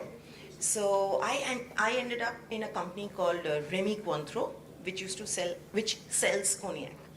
So from Pernod Ricard, when you transit to Remy Cointreau, you were selling in cases, in petties, and here you come and sell in bottles. Because everybody would come and say that, yes, I have a bottle of Remy Martin in my bar. And my question would be, when do you intend finishing that off and buying the next bottle? And there was no answer to that. I like it after dinner, I sip onto it, after Just dinner. about 30 ml. Yeah, just about 30 ml. And that would mean that I will have no depletion. Okay, so, and my targets were there. So now what do? You try to help them out to deplete that bottle. And the best way is that the grandfather drinking, so that the son also drinks, and the lady of the house also drinks. How do you do that? Carbonation was the answer. You drink during the day, just put in ginger ale, and then it becomes a day drink. So it eases the drink, and then when the young lady started drinking the ginger ale, then after a while she doesn't use the ginger ale, she drinks it normally. So you catch them young and watch them grow. So that's what it was. So that was cognac for me, and that's where carbonation helped me do my targets at that point of time. And in 2007-8, I think teachers, they got in the cans. Yes, RTD. Yes, the RTDs. But that didn't work at that point of time. There were many other reasons, because they were not supplying the freezers with it. People could not have it, get it cold and drink it immediately. So that was an issue at that point of time. So they had to withdraw it. But I think they were far, before time. Today, each and every company is working on that, and today you will see in maybe a year or so, the market will be flooded with these kind of RTDs. Easy Absolutely, to drink. like JD and Coke in a can. Yes. Jack Daniels and Coke in a can. You've got breezers, you've got all of these. In fact, Black and white. Hence my question was, that means our future is coming from the past? Yes. In fact, sorry. One small problem, immediate intervention, my apologies. I think that he mentioned the word sustainability. Now the cats and sustainability don't go together. The government in Odisha has denied Vedanta Agrawal the favoritism which was given for his university, because aluminium production and cans are not sustainable. So if we are talking of carbon footprints, nor is Tetra packing with specialty papers. So good old glass bottles, including in this institute, I think are the sustainable thing. We have to worry something about packaging. Now I like buying cans. I get a guilty conscience because I think a can is more difficult to adulterate. A glass bottle is, you can recork it. So there is a problem which we have to face. I'm so sorry about this one. In fact, talking about packaging, I'm sure you must have seen, I saw it for the first time in Bangalore, that the Old Monk comes in Tetra packs, the small ones, and the kids are like, yes, we've all tried it. Yeah, so they all come in Which these ones? really fancy Tetra packs, and if you go out, in one of my trips, I found this amazing package, like, you have these Amul Charge and all, like that rosé wine in Prague in beautiful Tetra packs, beautiful. So yeah, I think that's the Yes, trend. that happens a lot in Uttar Pradesh also. Pratna and myself, we did a tasting for Spirits magazine as well. So we got, I think, about 7 to 8 whiskies coming from a Tetra pack. And that's a state policy that they have in UP. They did that there. Mr. Mukherjee, Dr. Pant said, जो आपने बोला, जो घर पे पीने का मजा है, वो घर पे पीने का मजा है. First of all, would you throw a little light on the fact, because a lot of our students don't know the concept that you have to have a license for home after a certain quantity of bottles that you store.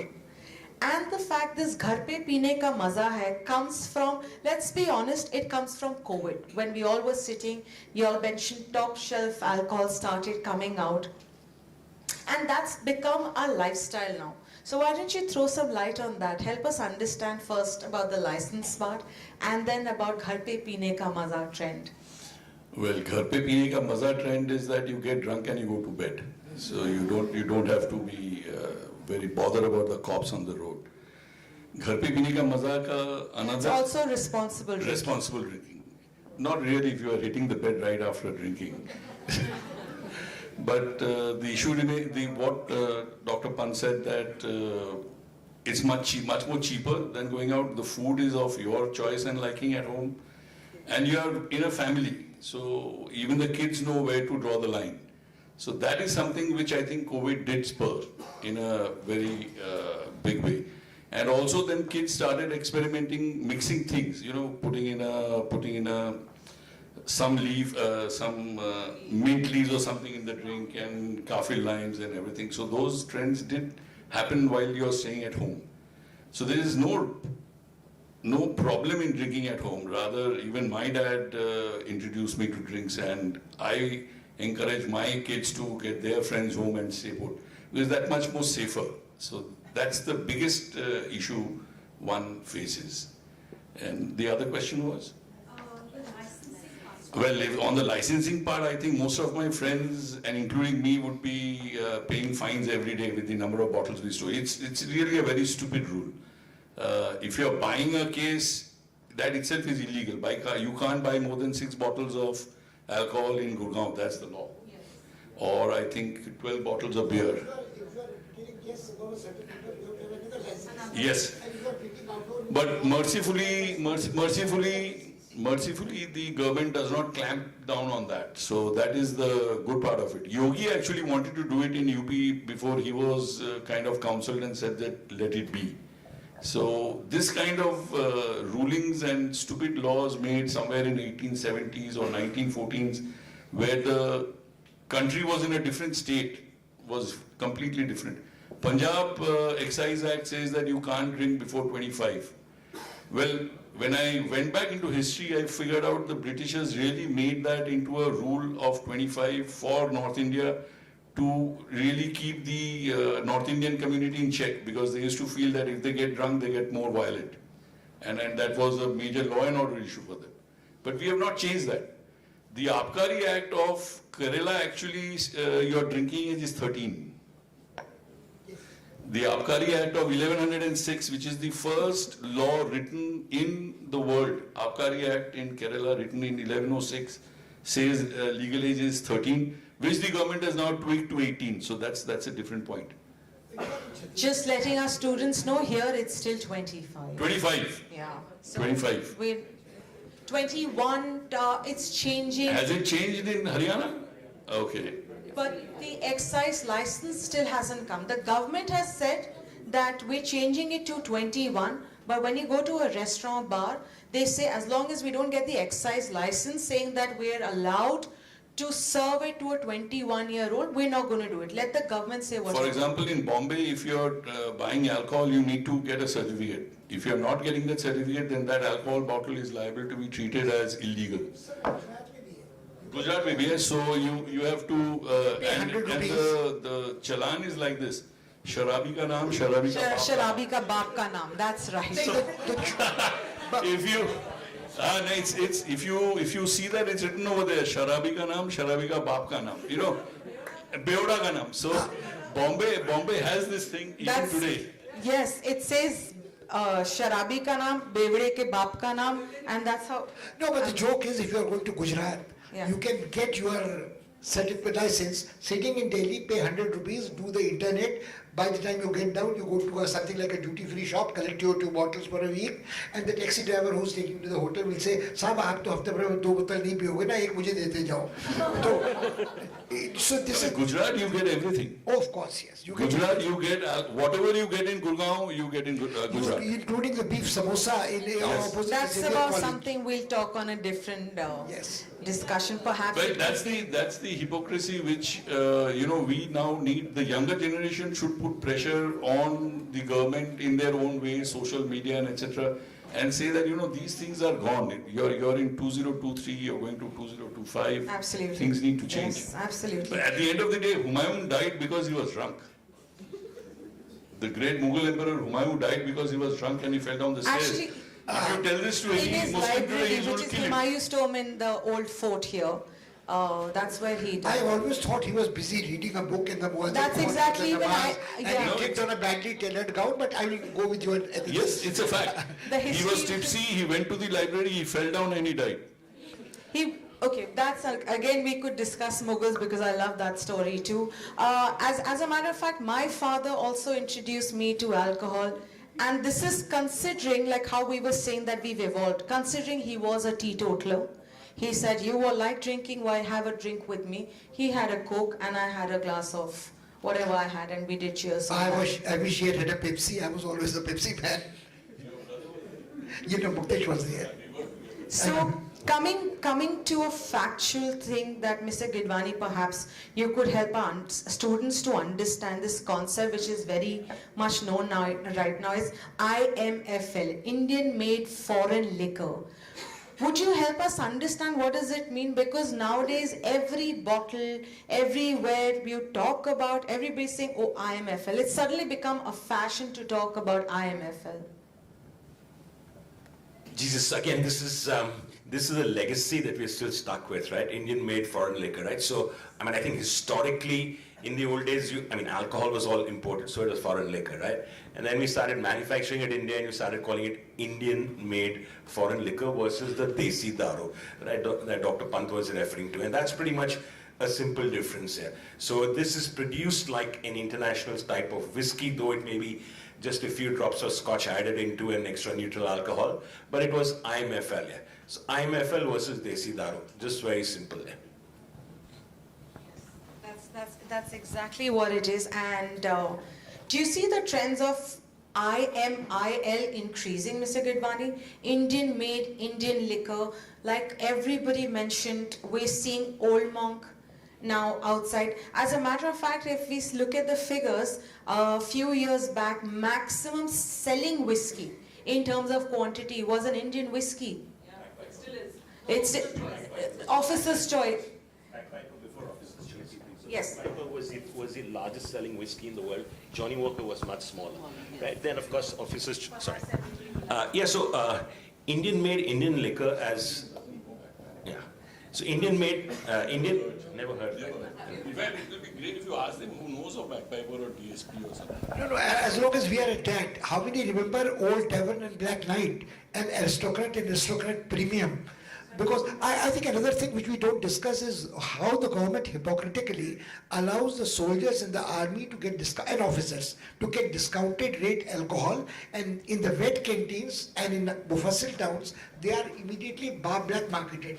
I come from Bageshwar in Uttarakhand, where on a day when the wet canteen is there, a long queue, like those surrendering in Tihar jail after their payrolls have been cancelled, they queue up for about a kilometer. कि जिस सूबेदार को नायब सूबेदार को उसका कोटा मिल रहा है उस कोटे में से थोड़ा प्रीमियम देके आप खरीद लो. So what we consume is also directly related to Hercules rum, Kole's rum from Mandya, Redico's rums, Rosa rum, Siboli rum, Sikkim rum, Rampur Distilleries, Kontesa rum. All these were primarily like Panama cigarettes, Sajid Almias at one stage, bought for the army in the army canteens, and that was an assured monopoly supply to Mohan Meekins and Co. How they...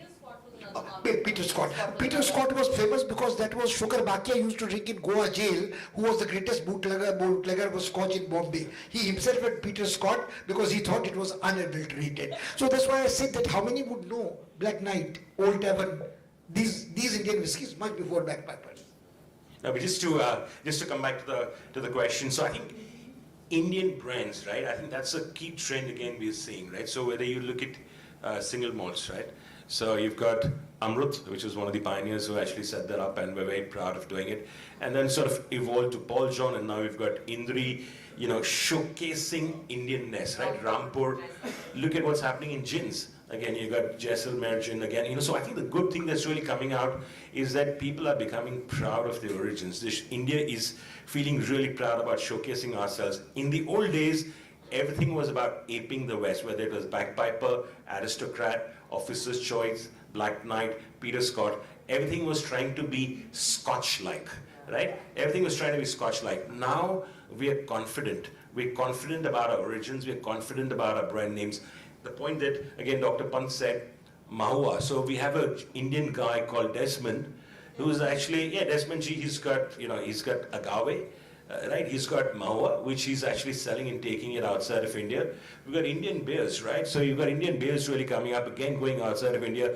Indian sounding brand names, Kati Patang, right? I mean, it's interesting to see this evolution of how we are becoming proud and confident of our origins. Sepoy Company, again, using an old historical world which was really there and bringing out the Indianness. So we are really proud about our own country. And I think that's a very positive trend. And just to add to this, for the young entrepreneurs in this room, if you're actually making a brand, companies like Pernod, Diageo have opened shop over here and are buying out brands and investing in them. Strangers in Gin, and a lot of these Indian companies are Indian-made. IMFL is being purchased by Diageo, investing in that. Pernod does it, Beam Century, which is a huge step. Every time they used to come and buy out, let's say, a Chauvelin or somebody. Now today they are investing in Indian brands. The guys who are coming. Greater than? Yeah. Also, I think another big category is the non-alcoholic beers, and I recently found something called a sober gin. It's a non-alcoholic gin, very good during Navratri, so you don't feel bad about having a drink. So I think over a period of time, beverage also as a category has really evolved. I want to give a very small, snippet on this. I am a tennis mom. My daughter is a tennis player. And this is really interesting. Most of our tennis tournaments happen in villages in Haryana, like Chajjar, Sonipat, and I'm much further inside. So a very interesting thing happened. A dear friend of mine owns a an organization called Jimmy's Cocktail.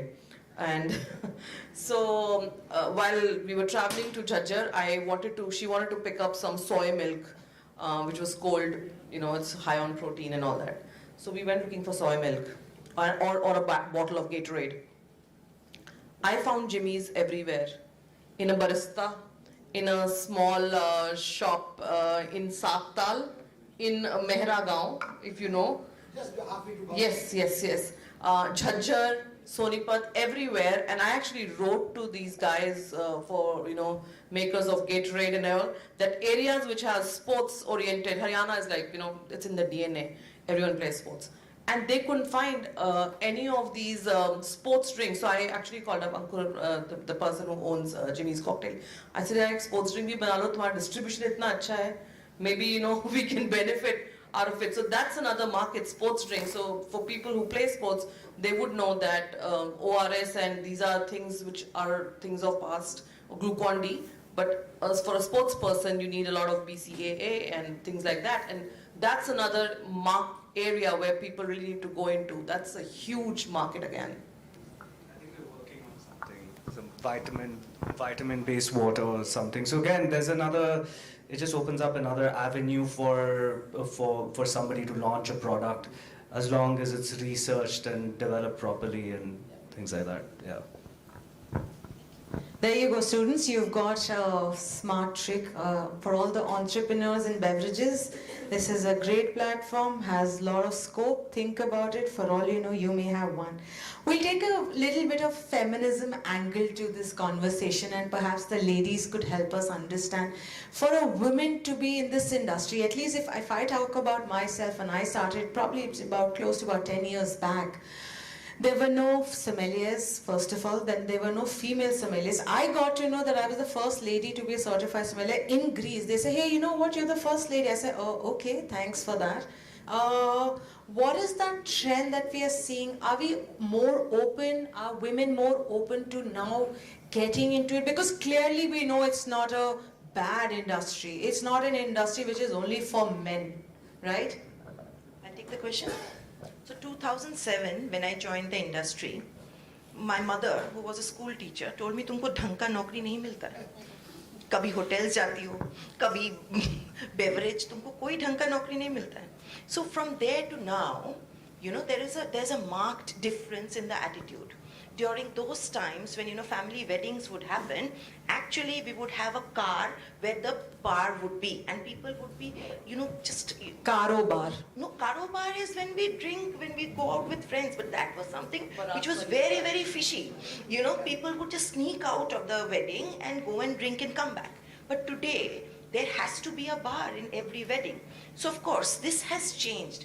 And when we used to go for conferences, I was very junior then, we would have sharing rooms, but I would be on a single room because there was no other lady to share with me.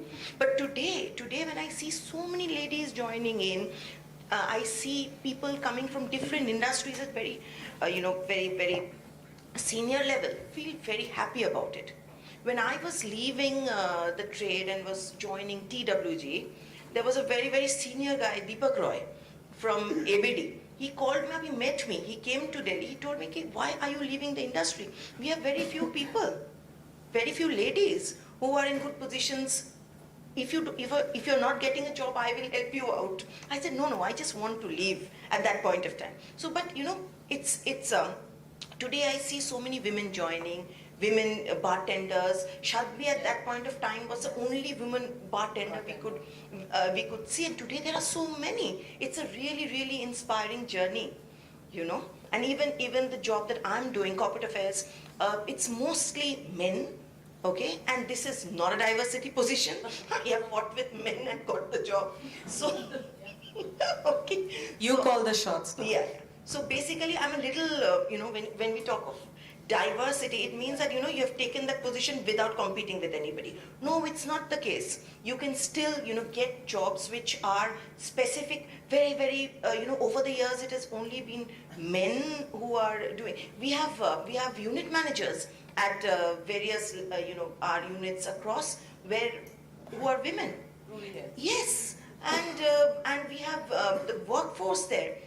80% women, from the villages. So you can see, and you know the Sula has a winemaker also who's a lady. yeah, Rupali. Absolutely. Rupali. Rupali, Yes. yeah. Rupali has, you know, she was one of those who just started off. After that, there has been many who are trying to follow suit here, training under her. But yeah, she was a trendsetter. So many things are happening. So for the women, it's no more taboo job. You know, come and, you know, join us, work with us. It is fine. It is good. I absolutely agree. I think diversity in Alcobev used to be a challenge, not anymore. I specialize in, looking at diversity profiles for Alcobev organizations. Most of the women who work in Alcobev and veterans like Ratna, I mean, I know most of them, you know, in my list.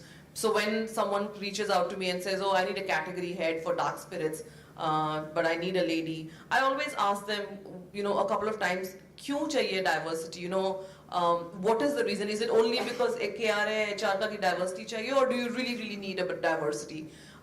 Because a lot That's of a times very when deep question to ask. No, it's, You know? and I always it's ask. unfortunate. It's a little unfortunate that companies still say because of the diversity or it's a KRA. And it's happened in my past experience that I've been able to get them a diversity profile, and it was a wrong fit. And I was to always ask, you know, I know 3 months down the line you're going to say, give me a replacement, and it's happened because you just want to force fit diversity. It doesn't work, and diversity does not mean woman.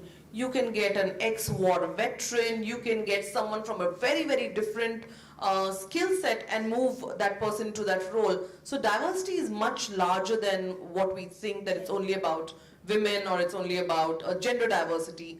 There can be so many other aspects of diversity. I'll give you an example where this organization has been really progressive in their thought process.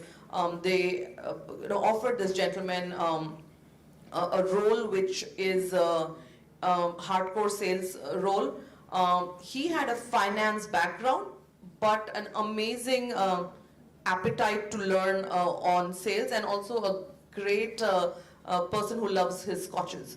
And I told him, I said, give him a chance, because apparently, you know, there has to be a passion. I always believe every role that requires certain passion.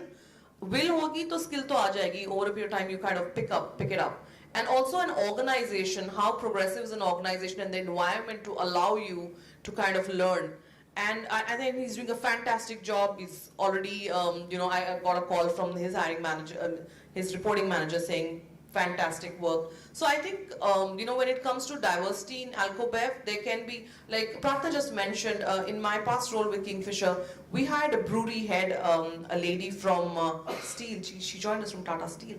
And it was fantastic. I mean, she was so nervous. She's like, nahi, tum mujhe convince kar rahe ho, aise kar rahe ho. I said, no, let's just go for it. And she's doing a really good job. I think that is Asia's largest brewery in Hyderabad for Kingfisher. And she did a fantastic job. She's moved to a corporate job now.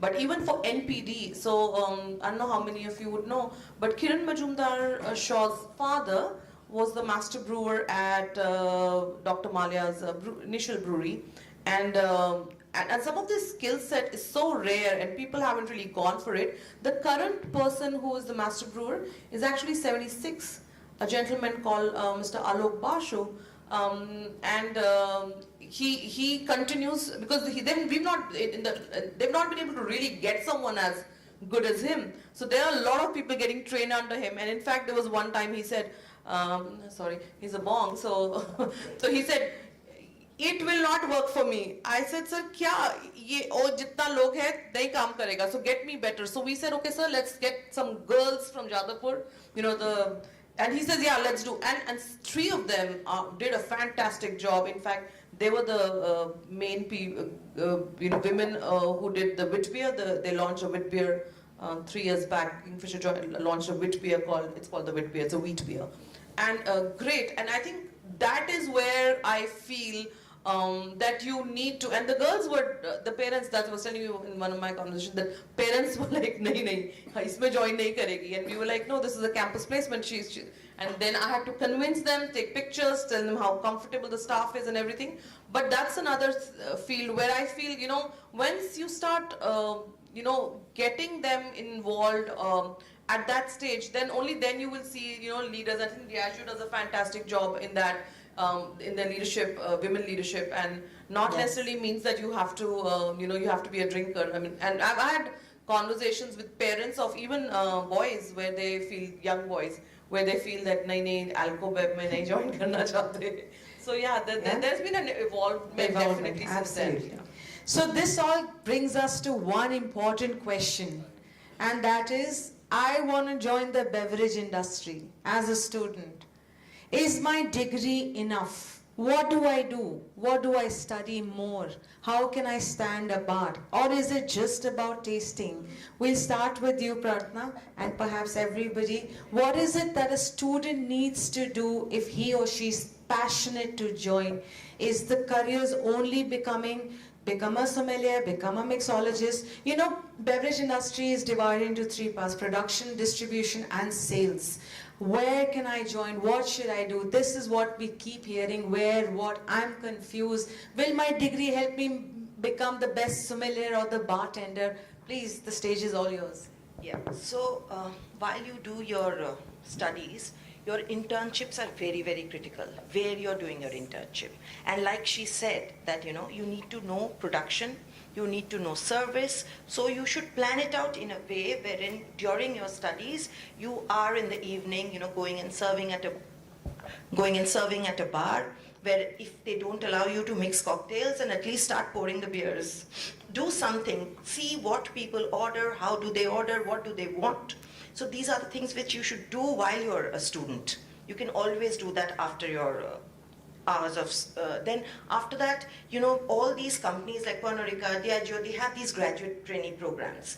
Enroll for those, try for those. And to get into those, what you need is, when you prepare your CV, you need to have these internships in place.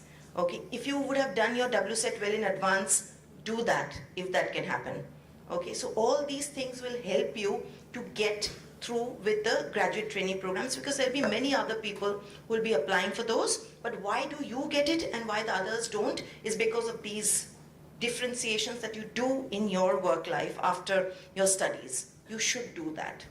That's what I feel, you know, you should continue doing that. Great tip. Exposure to multiple facets is very important. Great. Learning how to do, so, you know, as a young boy, when you send somebody to any of these breweries, they get bored sick. It's hot there, you know. But if you have the passion for it, and if you can withstand that, then you actually evolve to become somebody who are passionate about the brands. If you like making it, you like selling it, you like serving it, you are in.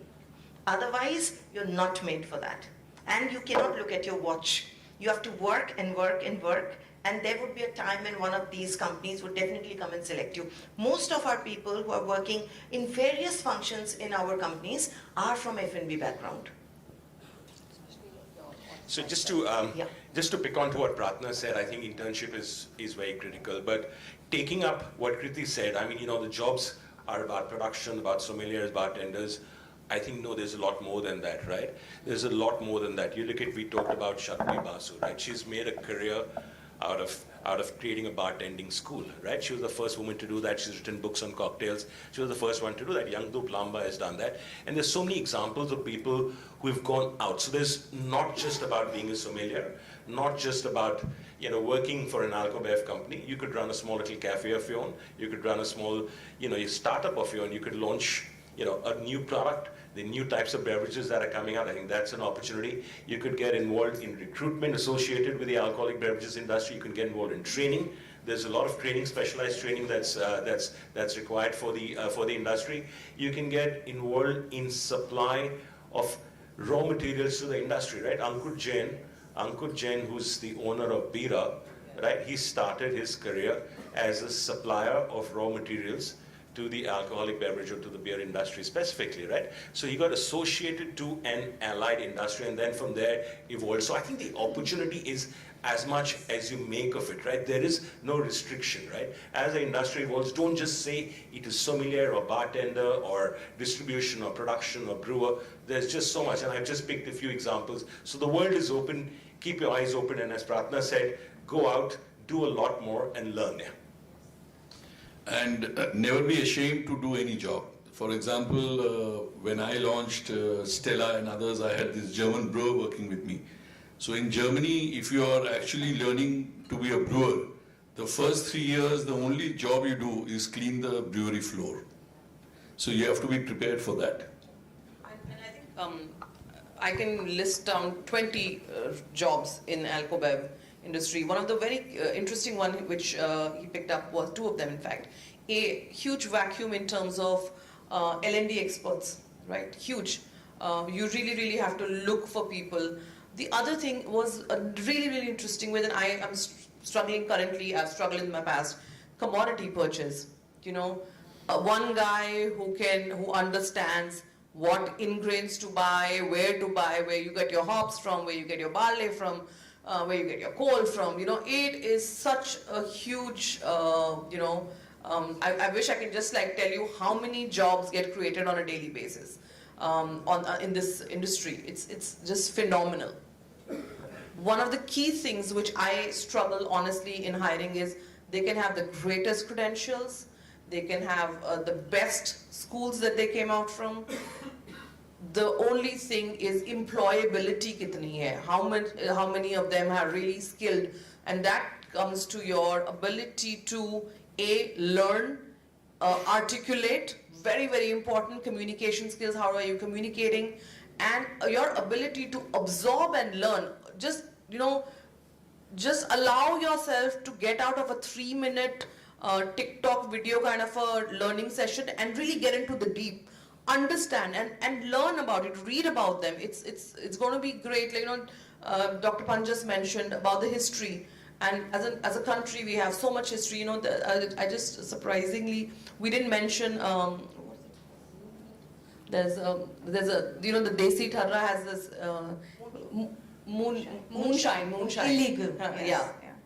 Right. But look at that industry also growing. Like there's a company in Pune who's doing, yeah. So just look at their work. So I think there is a lot you can really learn about the trade. Just go to these Naukri portals and just go for Alcobev jobs. You will just be surprised at the variety of them. The variety of skills required, and the variety of jobs that they're in the market now. Yeah, thanks. Angad, share with us, how do you see a fresher right out from college who's done great internships, done a lot of study, great presentable, how would he or she be an asset to Sepoy if at all they were to? I am in an interesting situation where it's a startup. I don't have all the money in the world to hire someone with years of experience coming in. So some of the things that I would look at and recommend right now, like you said, I think a degree is very important because that's what's honing your skills really. So, somebody like me knows that, okay, you're coming with a value addition. Definitely a couple of internships in the middle would be amazing. Some of them could be at Sepoy. And really just that passion, right? Like the people that I have right now currently in my company are just passionate, extremely passionate. And obviously, you have to be open to learning and doing different things, from cleaning the floor, I mean not the office floor, but like the internships that you have in the brewery. But what I'm saying is that you should be able to literally go out there and make sure that the stocks in an event are being organized by the distributor, and you take care of logistics. From that to literally being like, listen, let's talk about social media, right? It's so important in our business. So it's a consumer-facing business. Dive into that a little bit, right? Come up with a TikTok video or an Instagram reel. Like, how do you direct that to literally doing tastings? Like, bring 10 other products from the market and be like, hey, listen, we're going to taste something today. So for us at Sepoy, I think we're looking for younger talent because it fits our pocket but that young talent should definitely have that passion, focus, passion, obviously your degree, and yeah, I think it's a very, very vast market industry for people to explore, and you never know, you might be thinking that I want to do something in this X in this industry, but you end up loving Y, and then that you just go with it. So ladies and gentlemen, if you read in between the lines, Mr. Sepoy has told you that he's looking for younger talent, for everybody finishing their college, finishing first. And I would definitely keep on. Yes. So y'all have spoken so passionately about it. So I think we could take the liberty that the students would reach out to you, understand that, yes, great, we've got that liberty. We all I can think speak to also them. as management, I would request you to reach out to most of the organizations, ask them to come for hiring, like we go to the B schools.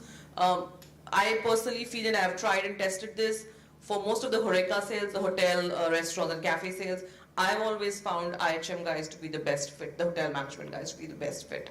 Because there's Absolutely. this And finesse for- is there to have yeah. a conversation. Yeah, absolutely. And for hospitality B schools, I such is the best. That's right. Yeah.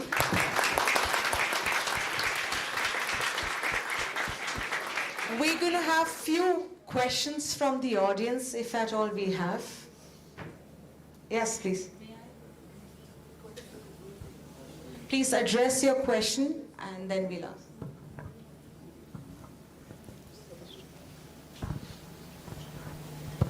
Hello.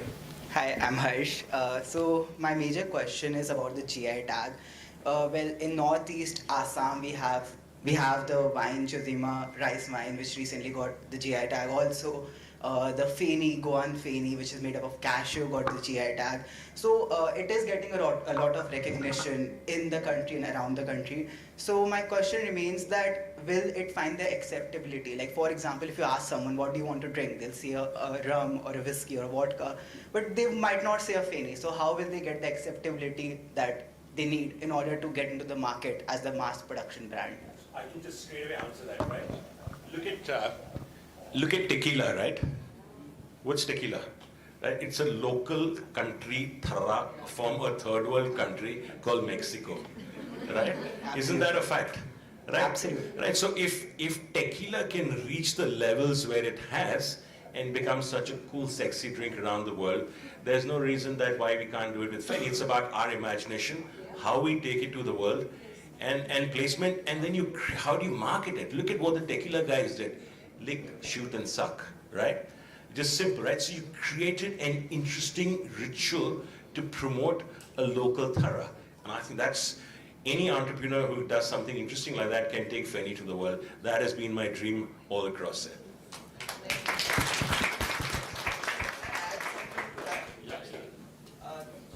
So actually, recently enough, the Feni Association of Goa, the Hansel Vaz is the president. They've advocated, they got the GIN, and they're also advocating for Feni to be able to sell outside of Goa as well. So the journey is already started. And there are, like Desmond Ji is working on Mahua, there are other players who are actually actively working on getting Mahua across the state borders as well.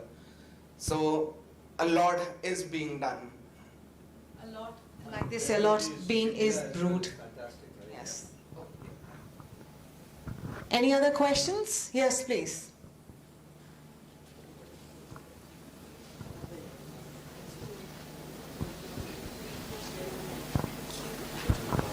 Good morning, designated panel.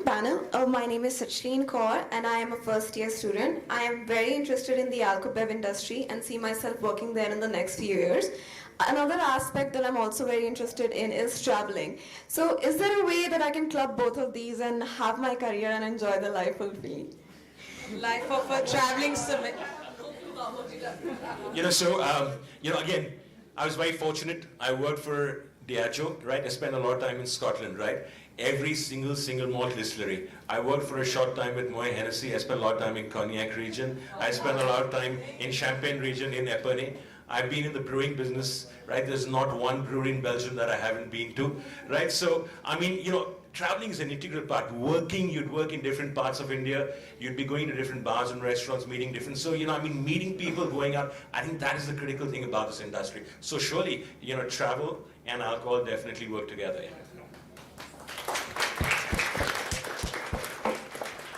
Good afternoon to the respected panel. I have a very important question or a doubt that needs to be clear. We know that most Indian families have a mentality of portraying alcohol to their children or their younger generation in a toxic manner, but we also know that alcohol is legal in India and it can't be legalized without a reason. So what are your thoughts on this parental mentality of alcohol? Are you talking about changing the mentality of your parents and the parents likewise? We have all struggled with that at some point of time. Yeah, I know when you get a job in alcohol and you go back and tell them, what is the reaction that you get?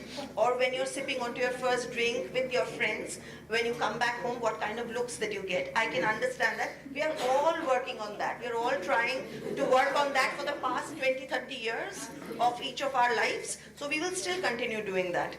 Yeah, and I have another question also. So, You have to do it for your kids too. yeah. And also please be realistic. Some parents will be really cussing. So don't think that we are all working on it, but some parents will never learn to live with a child with a different sexual orientation. They will never condone drinking alcohol, even if they are tippling in secret. I had an uncle who died of cirrhosis of alcoholic cirrhosis of liver, and nobody in the family ever thought that he used to drink. He used to tipple in the bathroom in any time. I'd like to tell you something very interesting. I'm the first woman who's working from my family. I come from a very feudal family. My great-grandfathers were landlords and zamindars. And there wasn't a thing like a woman working. So I'll tell you something. When I joined an alcohol company, I thought my parents would probably ask me. But alcohol has been a very regular feature in my family. So if you've ever been to Rajasthan, you will see we have a janana and a mardana section for weddings. But the janana would also have the same scotch bottle on the table for the women. And I have grown up with seeing my aunts and my mother and my grandmother, all of them having neat whiskeys, not scotch to nahi tha, whiskey. तो वो vodka and जिन को बोलते थे ये क्या P रहे हो ये तो बहुत खराब है but for them whiskey was like a regular thing. So I think over a period of time every parent would have a different thought process. It's up to us to make them comfortable with it.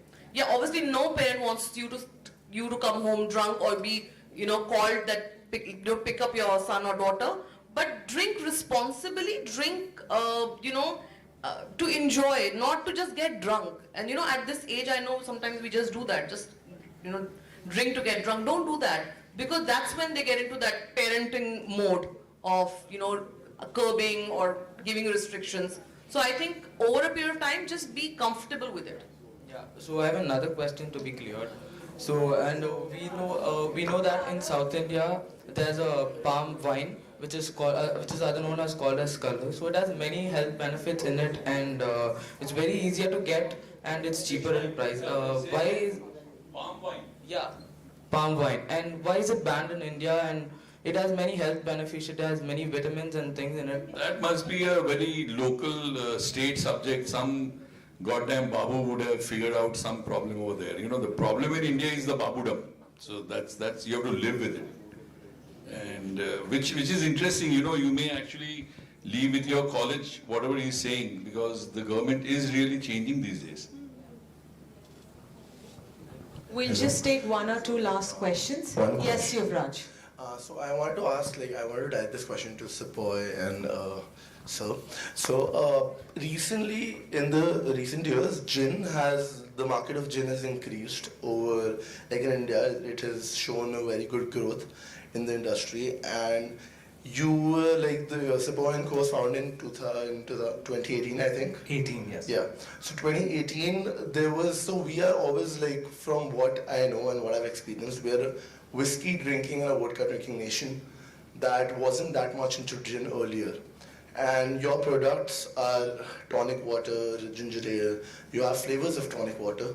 So did you already predict that gin is gonna gin is gonna go so up? In the recent years, everyone's been drinking gin. Absolutely not. I just solved my own problem that I love a gin and tonic. I got the best gins here, but I got terrible tonic. So I wanted to sort my own problem and my friends' problems. I never predicted what's going to happen. As a matter of fact, because I've not been from the trade, so these numbers for me didn't mean sense. So literally you could say I got lucky with the timing of it, because back in 2018, Anand from Greater Than and Hapusha, the guys who started gin movement here, we'd meet at restaurants where, common friends restaurant, and we'd be like, hey, can we like come in and showcase our product? They'd be like, yeah, of course. And the number of people who were there were literally 10 people, right? And we'd be like, oh, listen, how's business for you? I'm asking Anand. And Anand's like, it's you, me, it's these guys over here, and that's the gin and tonic, that's the gin scene in India. So it's not like even Anand predicted the growth, right? We just happened to be in the right place at the right time with good quality product.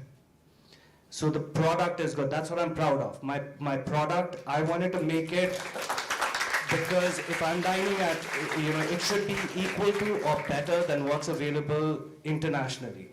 And that's what all of us are looking at, from gin to the tonic to everything in the middle now.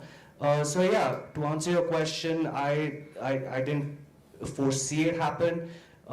Just the right place at the right time with a good product. I mean, it fits perfectly. 2018 COVID and gin.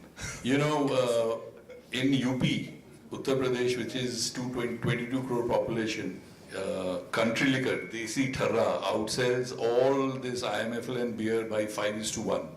So if you really go down there, yeah, it's a fact. You really go down there, in small shops, they also mix soda or something exotic in the drink and have it. People have never seen that industry.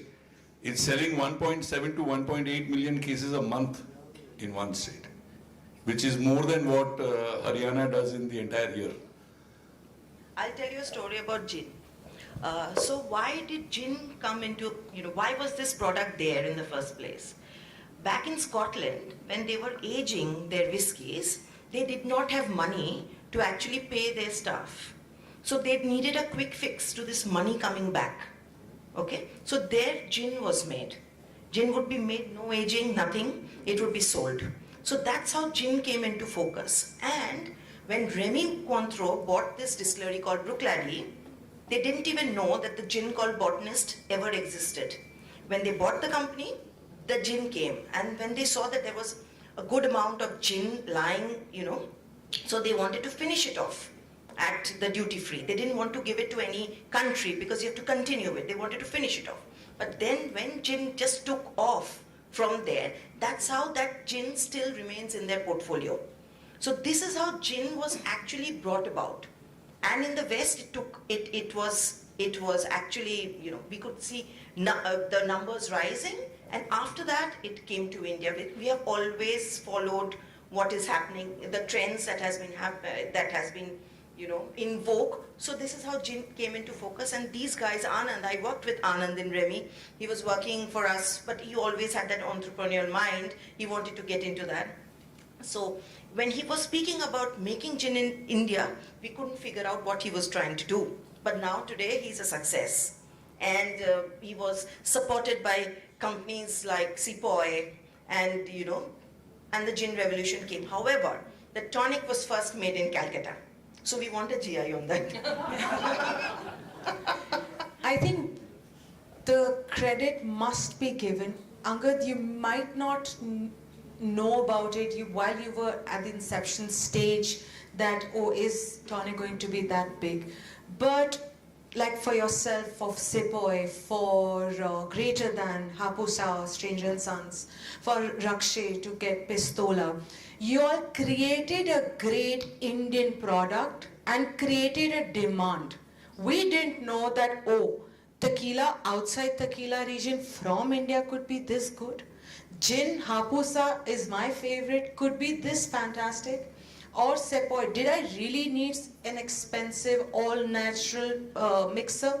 But when I tasted my good bottle of gin, and I had it with that, it made me feel, you know what, not that I'm making my drink expensive, I'm saving my good gin to have it with perfect, all natural tonic water. So I think that's a credit that must go to you all. So thank you for getting such great products. And I think dress questions can be taken offline now that the, yes, no, we have one important legit question. So it's actually not a question, but a quick comment I want to make. So how many of you knew that Indians have the highest IQ in the world? Do any of you know that? Okay, next question. What are you thinking of when you're hearing me say IQ? There you are, right? So in my time when I was your age, it was about, if you put a bottle of spirit and a bottle of wine next to an Indian drinker, clearly for him, the bottle of whiskey is much more value for money and paisa vasool because it takes less sort of spirit to get high than glug a bottle.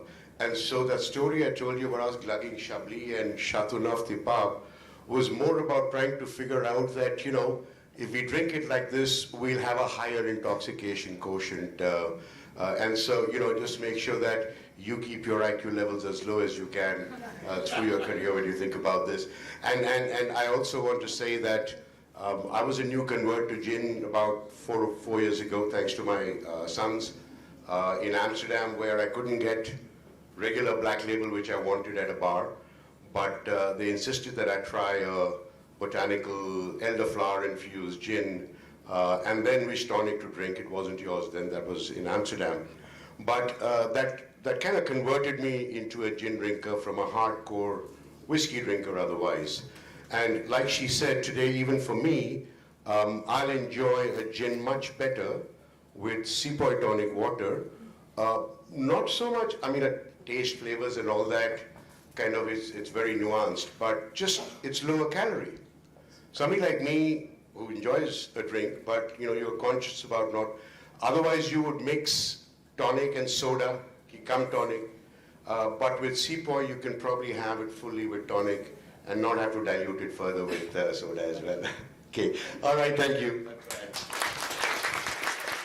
Wow, I think all of us, including myself, you all have given a lot of, instead of food for thought, alcohol for thought.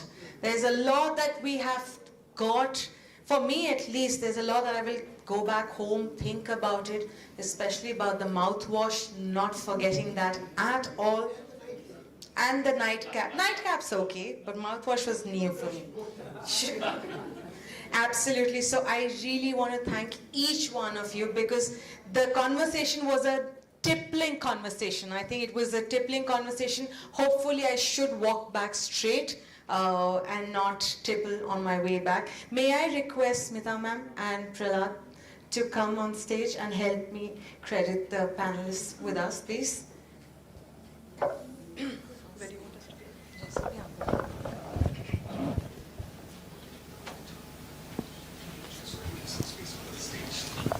That's okay. Good start. कौन है नाम बता दो. Yeah, no problem. Angad. Thank you.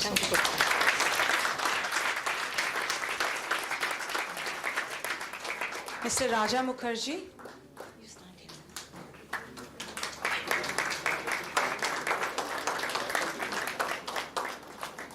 Mr. Pradeep Kidwani.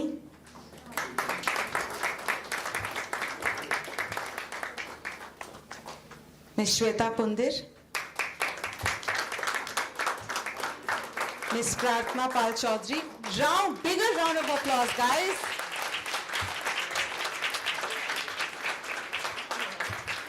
And our lovely Dr. Pushpesh Pant.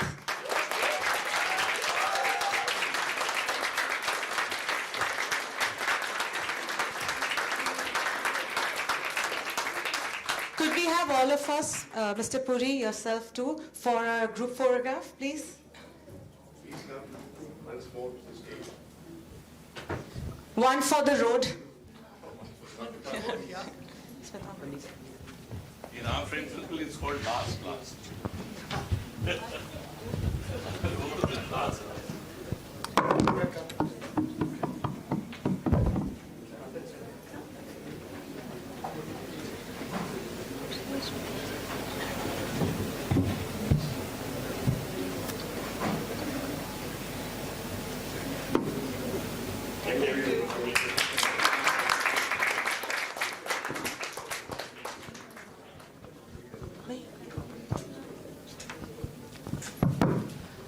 I'm just going to thank everybody on behalf of ISIT, all the panelists. You know, at ISIT, we always say that we are by the industry, for the industry. It's always been our endeavor to get on people from the industry. In that case, we've always been calling people to address our students. Our students know that. However, this is our first attempt to do a conclave, which goes beyond just panel discussions. We are having competitions around the same topic. We are having master classes. So thank you all for sharing your knowledge, your experiences with our student. As we all know, it's not the knowledge that matters. It's how much can you share so that you create future leaders. So thank you. Thank you for being here and thank you for sharing. We'll all proceed towards the food hall after this for our lunch. So thank you. I'll meet you all there. Thank you. Thank you, Smita ma'am. Thank you for those lovely words. And students, we'll gather respective areas. You all know the activities fun starts. We've got 2 master classes, competitions. So all the very best. See you all on the war zone. Oh no, okay, just in the classrooms.